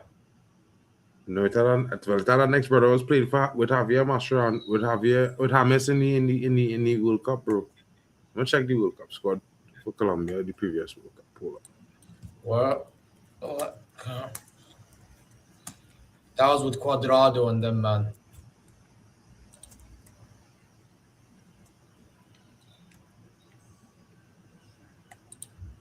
Yo. Let's see if we gonna see more from Ghana. I'm on the ESPN thing. Hopefully they're correct. Let's go forwards because he's a forward. What the fuck? Okay. So they had Jose, okay, Borja, Muriel, Falcao, Baca. Quintero. That was really the man I was talking about. I make a mistake. It wasn't Quinones, so it was Quintero. See, that brother Juan Fernando Quintero, he was a monster. But he was old. Yeah. Who's Quintero again? That's a familiar name. He was playing next to James Rodriguez. Yeah. I think yeah, he looks familiar. He played for River Plate apparently. Yeah, he was a beast, bro. And he scored a goal in the World Cup 2018 as well. That's telling you, he's a player. He was a big player. The Copa before that, he was instrumental for Colombia.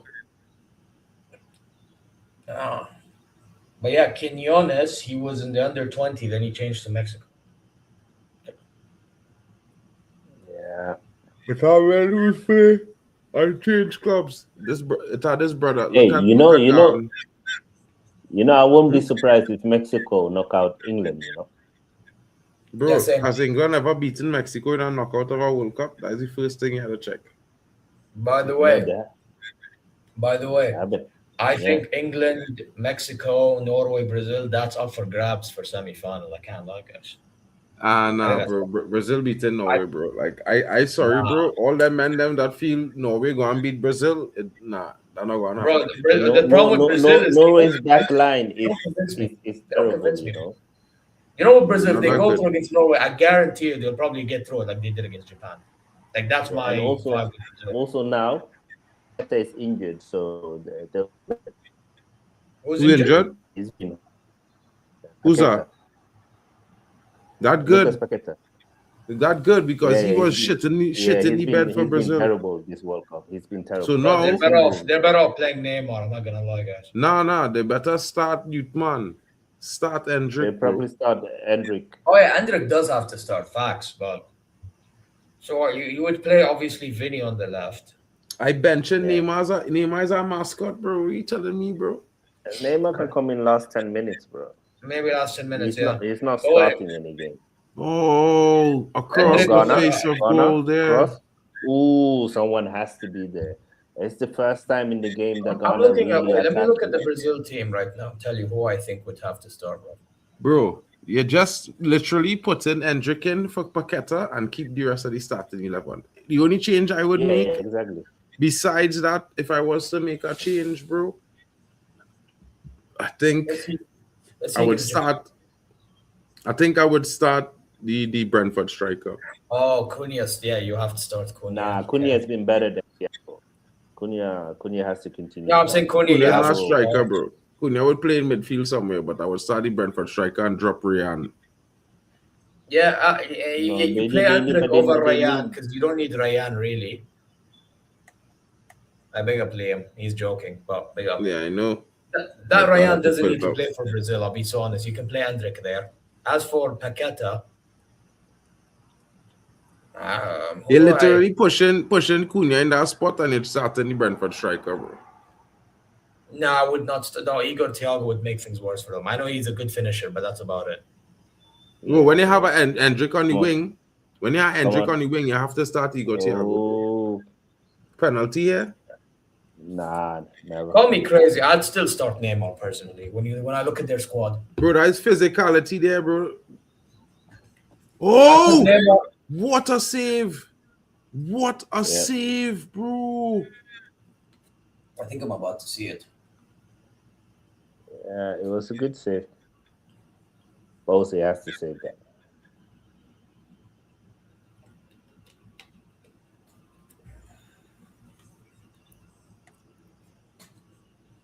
Number 14. Yeah, he has to save that.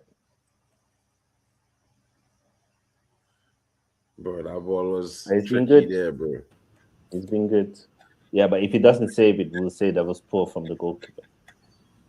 I would not say so because of the angle. Real Menace get beat from them shots. Very likely England versus Mexico will move back to the afternoon as lightning is prevalent in the evening. Imagine Harry Kane hit killed by lightning. Bro, you are real cynical. Oh, that's a big save. I've just seen it. But I think they've already moved the game. I think they've already moved the kickoff time because of the lightning. But then the Azteca, bro, and let me tell you something, bro. Even the fans, you will see the fans sweating. Yeah. Just because I'm sitting down in the Azteca and oh my God. Oh my goodness. Oh, nailed that. Yep. Bomber clad Luis Diaz on the hunger hunt. Fucking winger, bro. I think it's that offside, guy bro. Is hungry. That guy is hungry offside. As F and he offside. He is offside. If he didn't touch it, it would still be a goal. That is the biggest thing. Watch that shot, bro. The man would have scored if Luis Diaz hadn't touched it. Yeah, he should have just left it. It's it. funny. He says no, but we can see from video technique if you're offside. Like, it's not opinion. Yeah, you clear offside. What does it mean? No, that wouldn't have been a goal. No. The other defender, the other player would have a chance to score it because he was onside. But Luis Diaz was the old Colombian goalkeeper is there. The one with the backflip. Yeah, the back kick, the Scorpion master. He's just offside, man. Damn. Do you know my favorite goalkeeper all time is Chilavert? Yeah. Yeah, bro. You see these free kicks? I don't know why. I don't know. As a Van der Sar, man. Van der Sar. Hey, Van der Sar can't strike them free kicks like Chilavert, bro. It's not about free kicks, bro. Saves, bro. Saves. Bro, he's cold, bro. Imagine being goalkeeper, going up, taking a free kick and score, you know. Whoa! Oh, they should have scored. Colombia there. Well stopped by the goalkeeper. Yeah, getting down really, really well. They're ripping Ghana apart now. Bro, they're turned up the heat, bro. Colombia say we're not going to extra time. Bro. Colombia, they have so much pace, you know. When they start playing intense football, bro, it's peak, bro.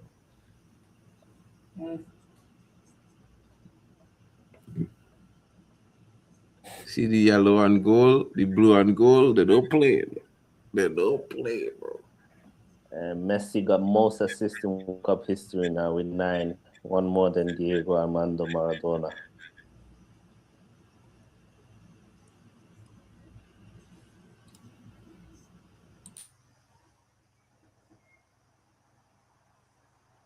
Semenyo.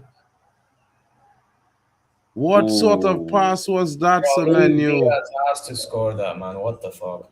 That's just poor. That was a terrible pass from Semenyo. Semenyo selling this game, bro. He had garbage for real, SSB. That pass, right? Let me tell you something, bro. They make a mistake in the Colombian defense there just now. Semenyo retrieved the ball. A stiff pass, a solid pass into the feet of that defender there would have been different between a shot. Bro, the man passed that ball like Miss Daisy, you know. Miss Daisy was receiving it, you know. He sent it real slow, you know, like the player was the only player on the pitch. Swear to you, bro. It's the softest pass I see.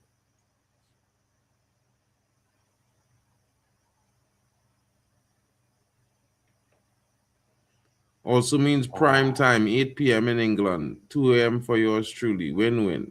Bomba. 9 o'clock is the England game. Nice. England. Wow, that's a foul if I never see one. He could get a card. You lucky if you don't get a card there. Man running to the man back like the NFL. I know it's an NFL stadium, but oh man.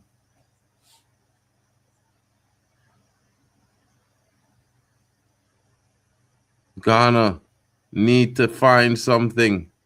Someone needs to turn up big. Oh, that's a foul. That's definitely a foul. Free kick to Ghana. Richard Rios, that's cynical from you, bro. That was unnecessary.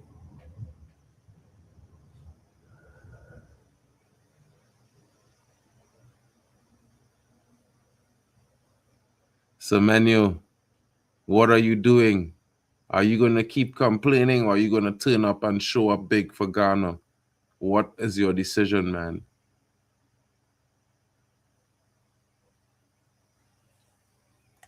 William comes in, he says, when it comes to dynamic shifts, Ghana has no one to drift into space to alter the team shape when on the attack. And the pressing is poorly coordinated. 100%. Luis Diaz. Oh. The ball is kept in. Luckily, he slips. Ghana retrieves possession. How is that a foul?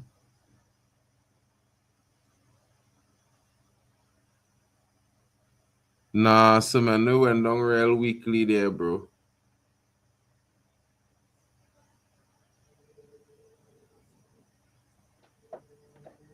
Yeah. Samanu went down there too easy. That's not a foul, bro. Come on. That's just physicality he lost out there, bro. He lucky the ref gave that. I gotta go back to work in 5 minutes. Yeah, bro. Yeah. Let's see if the changes Ghana is making can have a positive impact for them. Sibo and Williams are off. And Owusu and Fatua are on. Let's see. Let's take off Anaki, boy. That's disappointing. Tired. His first game this World Cup. He's been injured. He's probably not fully fit yet. Let's see. Bro, the Colombian players are going to turn up the physicality. Yeah? If Ghana feel they're going to make it, they're going to get tired, they're going to get really physical in the next 10 minutes, bro. It's going to be hard. Yeah. This is how Colombia display, bro. See, second half, they just turn the physicality up. Bro. Yeah, bro. Listen, they're like a club team, you know. They just turn up the pace, bro. They're doing this for years and years and years, and it's just the way they play, bro. Like telling you, when you play against Colombia, you just gotta save it for the second half. You know, all the run you do, you run in the first half. You always have to keep it in mind that second half is going to be brutal. Ghana, and Ghana also, they're so sloppy with their passing, bro. You know, as soon as they have a counter attack, they just waste it, bro. They can't do that against this Colombia team, bro. The dagger coming, bro. Like, I can't lie. They better they need an equalizer in the next couple of minutes, bro. Because if they don't get equalizer, our second goal is sure. The second goal is sure to come. Otherwise, we'll see 2-0 soon. Come in. Munoz there just running ahead of the pass from Arias. Yeah. So he has to put it in front of him now. Let's see. Ghana with the possession now. Colombia is pressing them. Partey beats the press. Puts the ball. Can they counter now? Can they actually do something in possession? Yeah, good ball out to the wing. That's poor from number 7. That's poor. Yeah, this is the problem. Like, The last pass, wild. the last dribble, like you have Yeah, you to must be pay more attention composed. to space. Yeah, be more composed. Understand what to do. Yeah, bring the ball down. You know what I mean? Yeah, There's nothing wrong with making a back pass if you have to in that moment there, but you're in the attacking third. You can't just try to, you gotta check that they're so close to the line. That pass there is that try to flick that pass to go past that man there. The only one thing was going to happen. He was going to go off the line. did the ball hit his face? It looks so. Fatwa. Yeah. Bad luck. All right, guys. Big up to you. Big up to everyone that's tuned in. I'll speak to you guys later, yeah? Stay.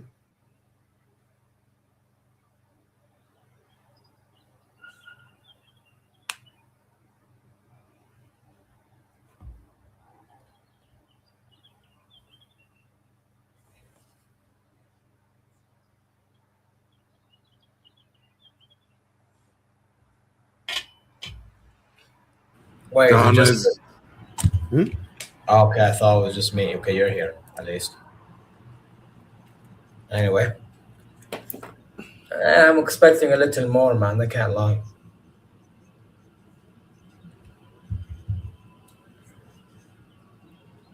I'm not a big fan of Ghana, bro, when it comes to how they play. I watched them against Panama, bored me to death. Against England, they did their job. Against Croatia, they lost, right? And they get to this game. I don't know. I don't think they have enough going forward. I really don't.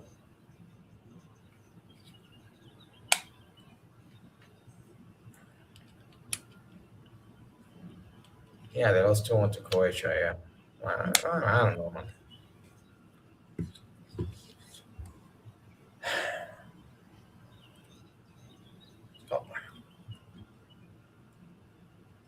Fair play to the Ghana goalkeeper so far, though.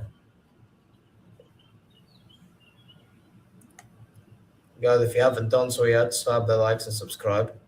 And hopefully you're well, wherever you are.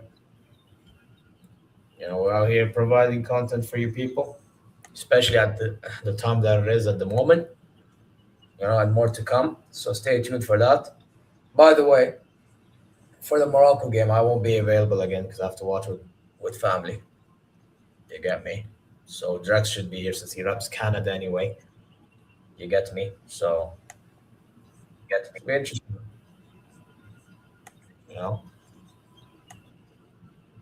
Who, Ghana?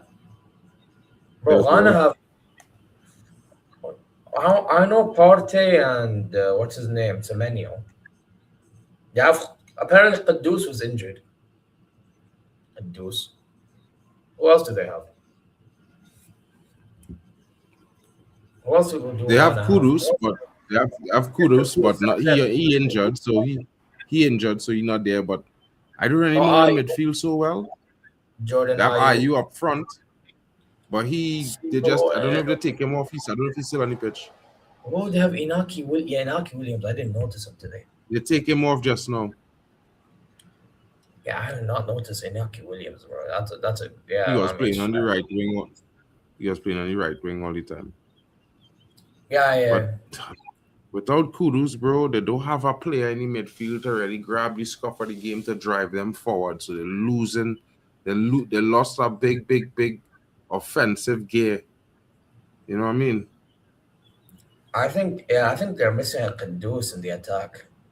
Because Semenyo, as good as a finisher he can be, he doesn't do enough to get into the positions to score, if that makes sense, on his own. He needs somebody to create for him.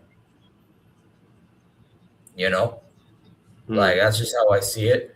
And then as for Ayew, he's played in a couple of tournaments for Ghana over the years. So he's starting to age. Yeah. Partey party's been very good for them, to be fair. No matter what you think of the guy. So yeah, I mean,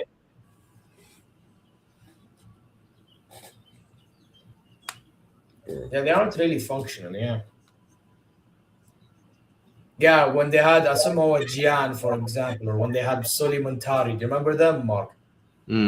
This team not functional, bro. This current team here, this current Ghana team, they do have a focus. They're playing all over the place. You know that, and yes, you might have talent on the right wing, you might have talent on the left, you might have talent, but you have to start with a direction. And they look like they're trying to do it all, but they're not really getting it done because they don't have anybody to really dictate the pace of the actions. You know what I mean? Focus the actions. And when they do, and without a player I mean, I expected Semenyo to provide that leadership in attack, to give Ghana that. I'm not gonna be able to. I'm sorry, but he's a guy that you need to make sure you find him in the right position to score. That's what it is with Semenyo. He'll do stuff once in a while, but it's very rare, bro. Very rare. You get me? So, but yeah, let's see if they can come back into it. Because hey, listen, one thing I'll say is Colombia, they haven't scored another goal. So they need to score another goal, otherwise, because we've seen teams, bro, Mark. Not just World Cup, in general, you could play not amazing and be back into it because the other team ain't clinical. True. And this is the problem, right? And then it skews opinions and all that shit. Bro, I'm telling you right now, bro, if Colombia don't score, they're just allowing Ghana into it at some point. And if they get through it with a 1-0, they need to pattern up, bro. They actually do need to pattern up. Yeah, Kevin Prince Boateng, ASEAN, yeah, man. Bro, they need to tighten up his joke, bro. Bro, by the way, Ghana, realistically, I'm being fair, technically should have been the first African nation to make the semi-final because they got robbed by Uruguay.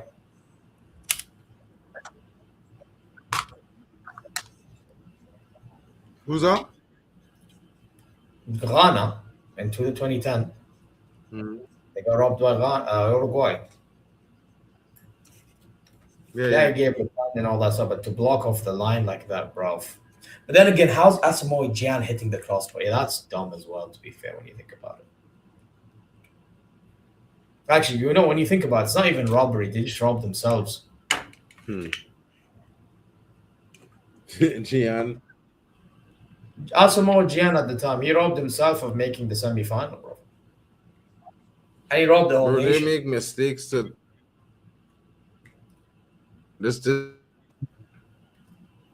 Huh? Not only that, but this current Ghanaian team, they're nowhere near as good as they should be. Yeah. They didn't even make AFCON, by the way. No, there he is. Quintero. There he is. The man who you rate. Quintero is coming on.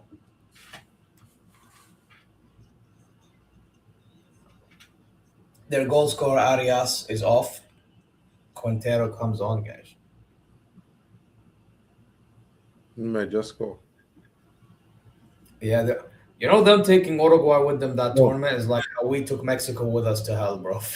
I think, Mexico could have qualified to the round of 16 last World Cup, but because we scored that goal on them, they couldn't. Goal difference played a role. Yep. Mexico. I mean, bro, I can't lie, bro. I had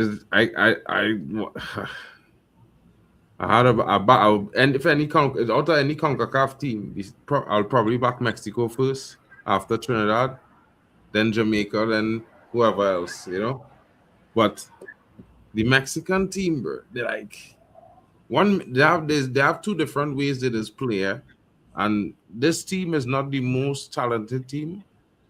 But I think the next team that comes up for the 2030 World Cup, you would see the flair. You know what I mean? Because they're already playing good as it is. It looks like that generation of Mexican players coming back. the ones with all the talent, the dribbling ability, and that kind of thing. I think what's getting through this tournament is the fact that they're hosting, man. Oh, they're strong still, yeah, bro. Like, so they'll play dirty football if they have to, and they're real good at that.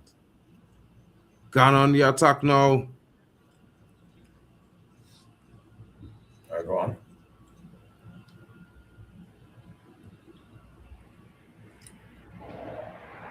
Cross comes in. Clearance by Colombia. Colombia now breaking in a counter.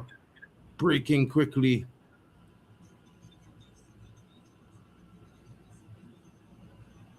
Ghana behind the ball now. Haiti's the next thing. I don't know. I mean, they don't did know stop. about that.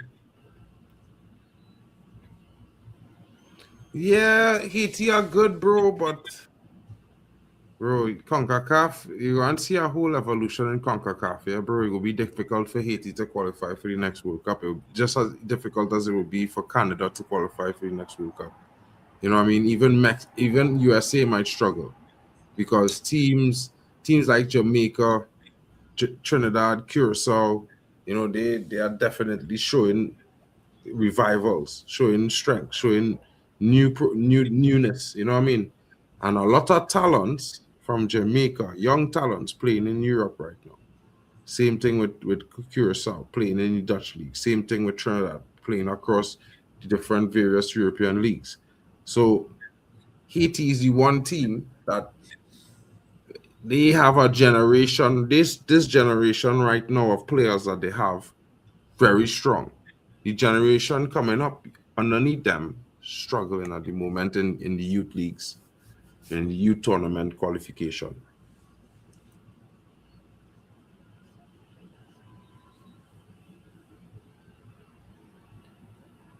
I think Canada has been. I mean, I think Canada's growing fast, if anything, bro. Before I mean, well, before Canada, they they are big nations, bro. Like when you look at Canada, USA, and Mexico, you know what I mean? It's likely that they should be the dominant forces in CONCACAF, but they aren't. Really and truly, Mexico, you could say, is really the only dominant team in CONCACAF. USA is beatable. You know, they've only dominated the Gold Cup in the last 2 or 3 years because it's hosted in the USA. You know them ones there. There's got good rubbery green from the referees. I can't lie. So this all happened since this World Cup they've been good. FA president became the president of CONCACAF. They host most of the tournaments in the USA now, which is not really should be happening. It should be spread around because the Gold Cup used to be hosted by the Caribbean. It used to be hosted in Mexico. It used to host in Canada. But now all the Gold Cups hosted in Mexico. Curacao is get all the players from the Dutch league, you know, bro. So like Curacao team will steadily improve. This team was really quickly put together, I would say. The youth team is doing well. You know what I mean? So it's one of those ones. So traditionally the strongest teams in CONCACAF was really Mexico, Jamaica, Trinidad. USA was the top 4 teams in CONCACAF. And Yeah. then in the last 20 years you would see Costa Rica there, you know, and Yeah, Cuba. what happened to them? Costa Rica at one point was growing, man. Sanctions, bro. Sanctions. When they had Keylor Navas and what was that brother's name? I think Ruiz. And what was the other guy? Well, I forgot. I want to look back at North that. America is CONCACAF. And CONCACAF never hosted the Copa in the USA ever, SSB. The CONCACAF Current Bowl will never host the Copa in the USA. The Copa is always hosted in South America. They don't need to merge. They never needed to merge. South America is a big nation. Brian Ruiz, Joel Campbell. Bro, yeah, bro. How have they fallen? I don't know, but Keylor Navas, of course. the Gold Cup you're talking about, bro, not the Copa. The Gold Cup was in America in 2024. No, Gold Cup was last year because we got invited to it. I remember it was like the Saudi national team got invited and we didn't even play our full squad because Hilal players played in the Club World Cup. We were terrible, by the way. How we made the knockouts, I still don't know.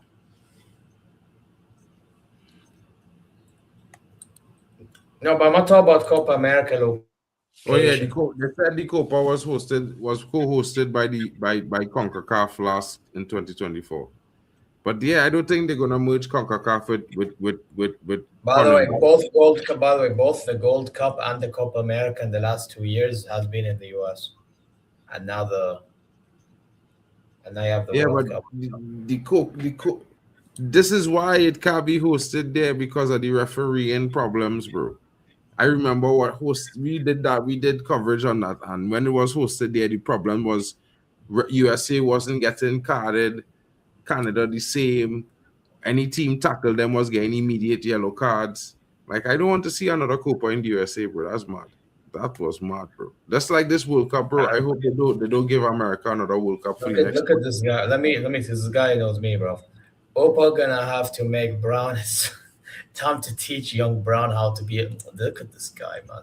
That's mad, bro. It's Jonathan Tarman should be blaming for anything that happened to Germany in this World Cup. No. But he has an Upamecano. He's on an Upamecano hype train, bro.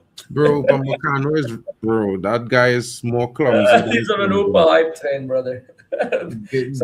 Long story short, Mark, me and another guy, big up Lewis, we have a thing against him and another guy, on Upamecano. Me and the other guy, Lewis, we are basically saying this guy, yes, he may be good, but he has bozo moments in him. These man back him to the moon, bro.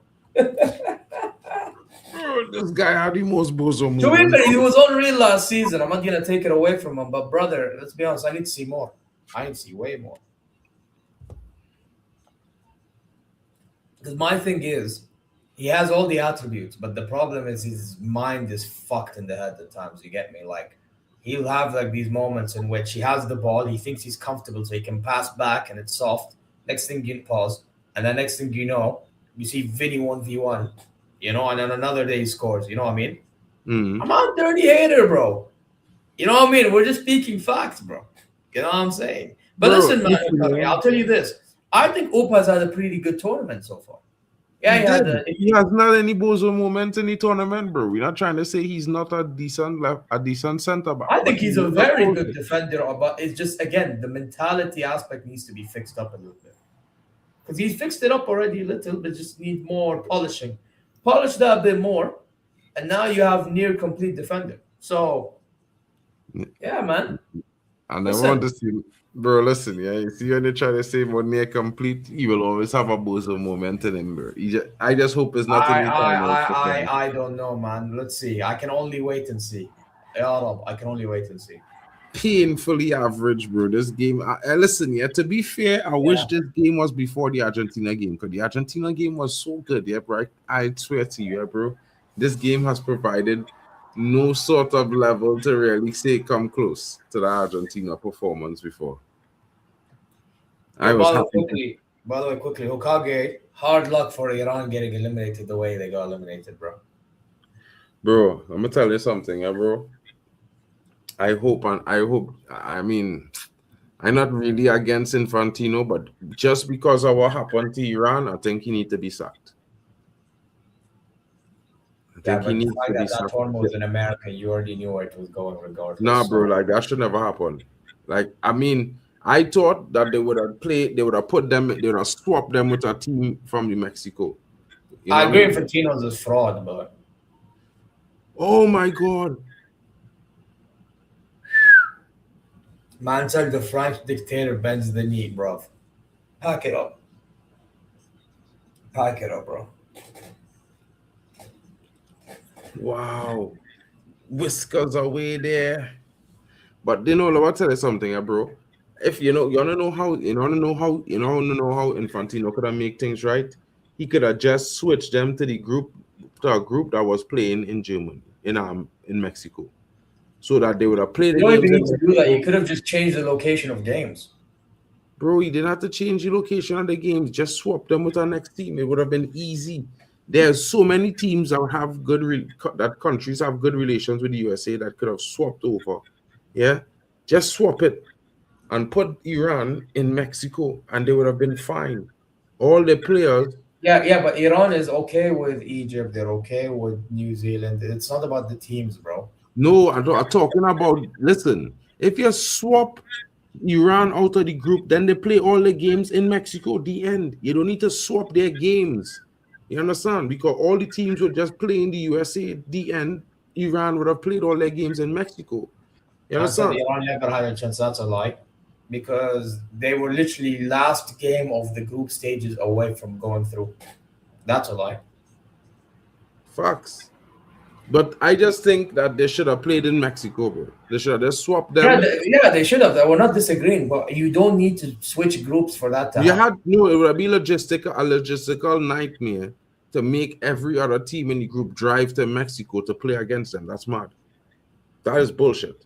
No, my point is, you see that Group G, like Belgium, Iran, bro, all those teams should have been located. Okay, listen to me. Should have been located the same way that Group A was located. See how Group A, Mexico's group, everyone played in Mexico. Why didn't you? But that's because they were. Listen, this is what not You don't need only Colombia to play in Group A Mexico. played in Mexico, bro. Group And A. by the way, some Group A teams travel from Mexico to US, US to Canada. That's not the problem. The problem is, bro, Iran specifically, all their games should be in Mexico. Period. Yeah, but like I say to you this, bro, it's 4 groups was in Mexico, 4 groups was in USA, 4 groups was in Canada, right? All I'm saying is that they should have had Iran. America, by the way. No? Most was in America, few in Canada, and a few in Mexico. Not all. Like, I'll give you an example. In our group, Saudi's group, okay, we played all our games in America. Okay. Yeah, but that wasn't because played 2 in America, and so did Spain. They both played 2 in America. They played their 3rd in Mexico. Yeah, that was always going to happen. But what I was saying to you is that 4 groups was based. This is how it was based. They based 4 groups in Mexico. They based 4 groups in the USA. They based 4 groups in Canada, right? So all I was saying is just swap Mexico into a group. You can't swap Mexico because Mexico's host. No. Mexico swap. You swap Iran into a group that was in Mexico, and they play the games in Mexico. The end. If you want to put them Group A and put Korea, let's say, in Belgium's group, that's another way to go about it. However, because that's also simplistic. But if you're telling me to, switch group with another group or whatever, because you have to understand, some games were both in US and Mexico. Some games, because of the location of the games, bro. It was just due to logistical location that they drive. I think they went with like East Coast and West Coast type thing, basically. The games on the West Coast, most of the games I was in Texas and those places, they was driving from Mexico for like an hour and a half for the game. Yeah. And then our group was literally East Coast and Mexico Central. Literally, that was our group, the Saudi group. 100%. The Morocco, Brazil group was also East Coast, I believe. And then you have Argentina's group. I think most of it was West Coast, for example. America's group was West Coast. Literally. Yeah. Because of where the locations was. I don't understand how the country is cut into thirds. Where the bro, I know, because I've traveled to America, bro. I went with family on a road trip from East to West Coast, bro. Trust me, if anyone's gonna know about America that's not American, is me. What I'm trying to tell you, okay, is that they did it based on East and West Coast geographic location. Yeah. Because that's where they have Canada, one in Mexico. Yeah, because that's where they have the main roadways you could access direct from Canada and from Mexico into the US. So that's how they did it like that. But if you're telling me switch Korea and Iran, I can understand you 100% then. Well, that's what I was saying. The whole group, I mean, yeah, come on, you know what I mean? Like. Well, that's what I was meaning. You switch Iran and Korea and it would have been fine. Everything would have been good. Yeah. No, facts. Now that I can agree with you. Fine. Valid reason. I can't argue with that. Because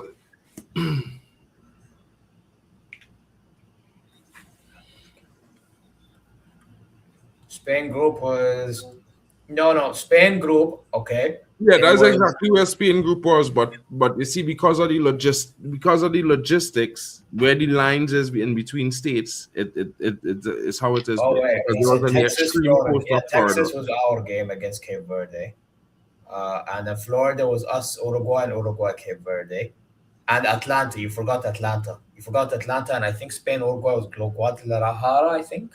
Atlanta is in Georgia, is by Georgia. There, that's next. That's right next to Florida, bro, on Yeah, state line. East Coast. I told you it's East Coast. Yes. Oh man, this was a pain, bro. To be fair, like they could have just, bro, sweaty. Ghana doesn't make this game a fucking contest, bro. Pissed off. Yeah, I'm not gonna. This is a boring watch.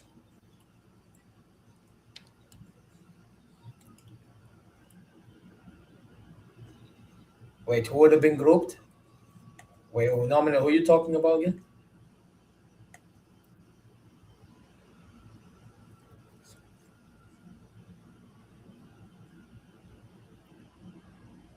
No, but we're talking East Coast SSB. Like it's still in the East Coast, regardless, South, West. Like I know, for example, New York is in the Northeast. Like that's not the point. Like the point is we're talking East Coast, West Coast. Bracket for what? Bracket for what, bro? I don't get it. Oh, bracket for rounds. Oh, what? You want me to do a preview for round 16?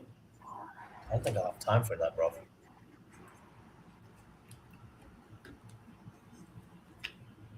If I had to pick a team that would advance from each game, let me see. France, Paraguay, France, France. Morocco, Canada, us. I think we beat Canada. Uh, You say you Penalties. don't, yeah, I know, but you're being a hater, so I'm not taking you seriously. Uh, and then you have who else is on the other side? Oh, Spain, Portugal. That's a tough one. Portugal, because they've beaten Spain at the Euros just last year, bro. Not Euros, Nations League. Get it right, but I get what you Still mean. beat them, and everybody You say know yeah. what? You know what? I'll be a bit different. I'll say Portugal just because I don't know. Spain hasn't really moved. But I said Spain won the tournament, bro. But they haven't really moved me, Spain. I can't lie. They looked better second half, and then, oh, how do you miss that? Oh, God. When they're moving mad. How do you miss that, man? How do you miss that? Oh, this is like I can't lie, bro. I'm sorry to the Ghana fans. I'm just hoping you don't score at this point, bro. Like I said. Yeah, Ghana has been poor, bro. And Colombia hasn't been great neither. Let's be honest. I know you want to defend because Argentina played them potentially. This hasn't been great, bro. I not even about to defend them, bro. They I don't know what they did in the second half, bro, but they certainly didn't crown off this game and end it, bro. You understand? Yeah, Colombia needs to kill off this game, bro. Because I'll tell you what, Minutes extra time. Argentina, and you're letting Argentina in even if they don't play great. They need to show more spirit against Argentina. But this is a bit iffy. Because they can, to be fair, give them a game. But anyway, Bro, they are going to come up against Argentina in a different way, bro. What it's gonna be war. I hope so. I hope so. But Trust me, bro. Oh but my again, God, big save, bro. yeah, I That's think okay. I'd say Portugal for the sake of it, but again, I could see Spain beat them as well. It's a tough one. And then US. You know what? I think Belgium escaped US. Nah, US beating them bad, bro. US No, gonna no. Do you know why I say Belgium escaped? Because Balogun's gonna be a big miss. No, Balogun might be a miss, but they have a striker who better than him, bro. The youth man who's play is actually Wait, better than who him. that Pepe guy or whatever his name is? Nah, not Pepe. He's playing number 10. They have a youth man up front. I can't If you remember talk his about name. maybe they have to play Tillman up top. I think Tillman can play up top. Nah, they have a youth man that was playing in the friendlies and he was scoring some dread goals, bro. Yeah. Yeah, but we Belgium need. are a good team, but let me tell you something. USA, in terms of attack, they're very good. They got Timothy Weah coming on the wing from Juventus. Timothy Weah is very good. I think Belgium will edge US personally. Yeah, they're very Bro. sneaky. I'm telling you, Sneaky they're. is cool, but let me tell you something. On the pitch, you see Timothy Weah, bro, a game like this without Balogun, he is going to turn up, bro. I promise you. Oh, you think Weah plays up top? Weah, they will either play him up top or play him on the wing, and he will turn up, bro. I promise you. He's just that kind of guy. In the big games for I said America, we don't Weah rate is very Ricardo cool. Papi. I think that's what we mean. Ricardo Papi or whatever the hell his name is. Yeah, but Ricardo Pepe playing in the 10, bro. They have a next striker. Yeah, a tall youth man with blonde hair. He ain't play yet. He come on as a sub in one game. I think Belgium sneak a 1-0 win or something against them. Ben 1-0 is not enough for USA, bro. Not this USA team. Not in this tournament. This I USA think team it'll be has been enough in scoring that game, goals. bro. They need somebody like I think Balogun has been clinical for the US to a degree. So you Dogu can't. will cook against Robinson, bro. Robinson, who does bat up Dogu for Fulham every season. Yeah, Nah, but if bro. Trossard plays and puts crosses into the box, at some point they'll get one. Bro, So. America is good at in the air, bro.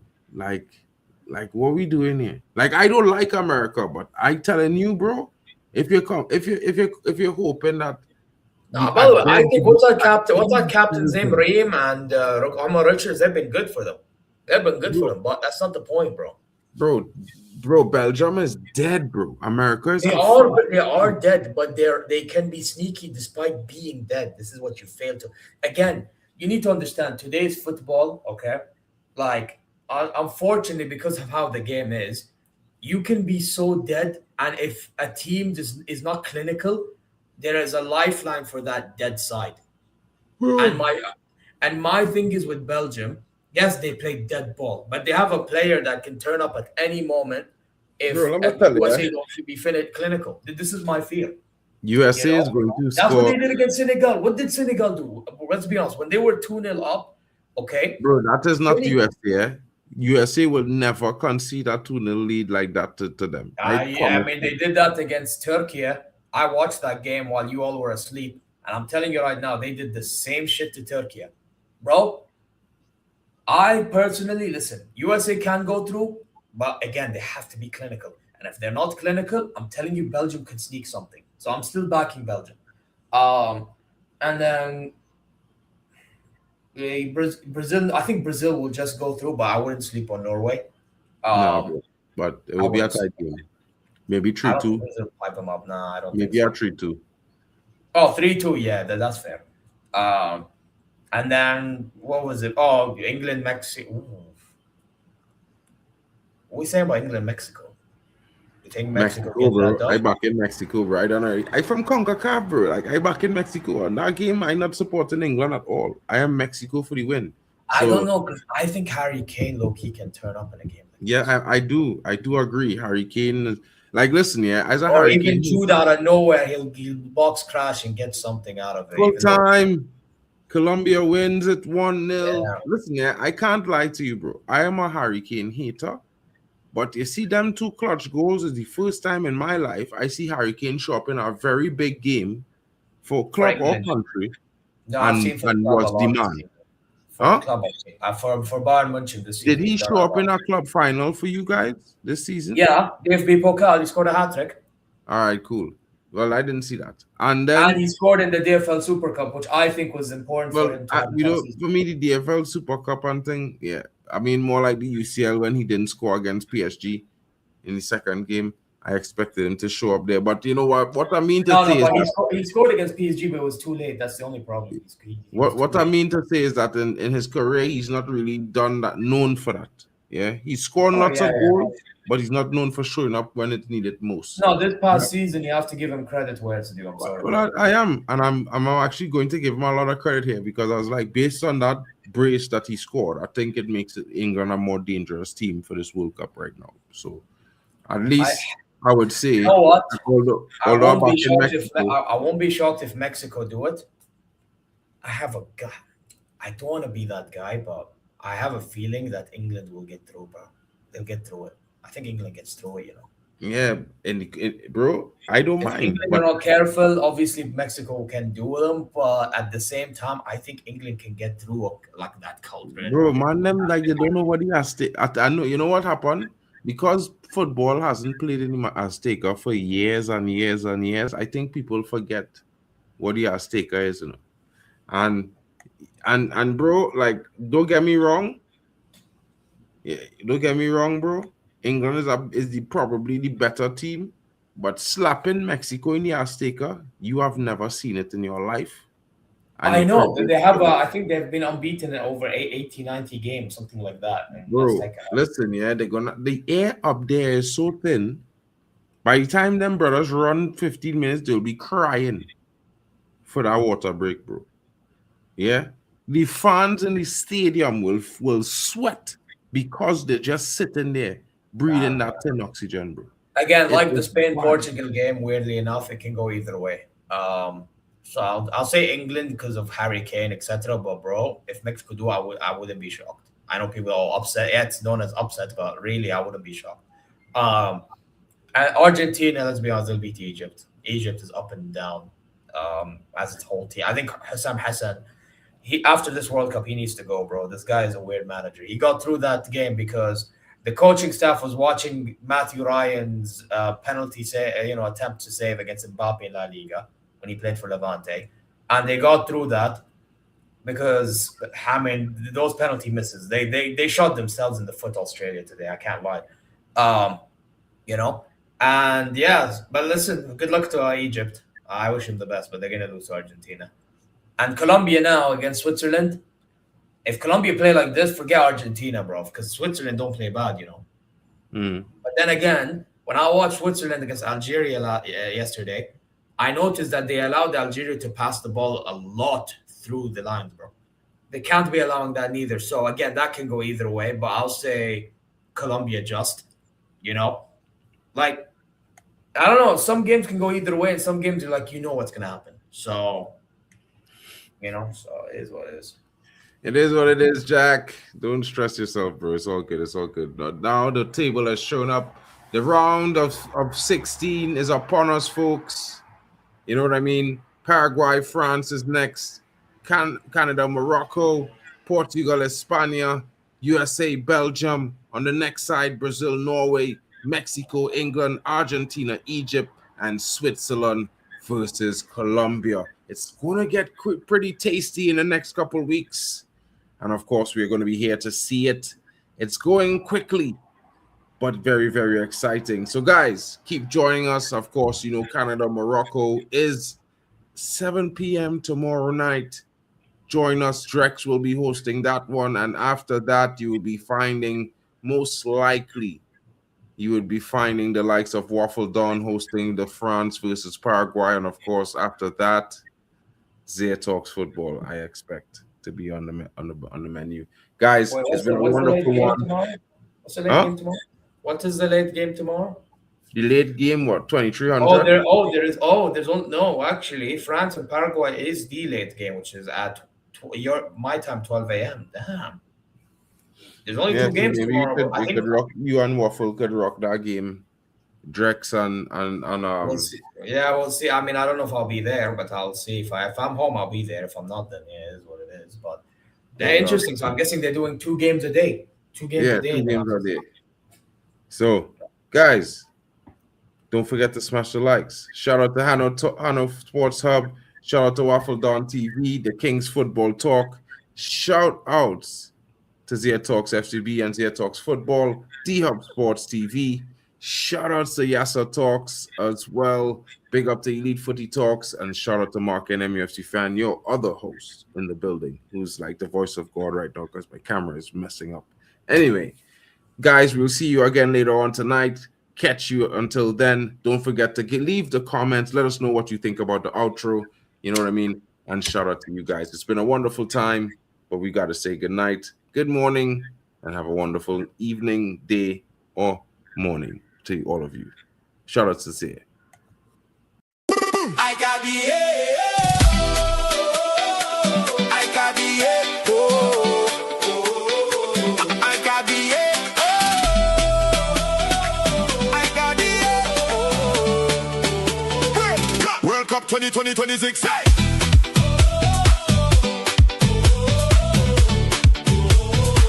World Cup 2026.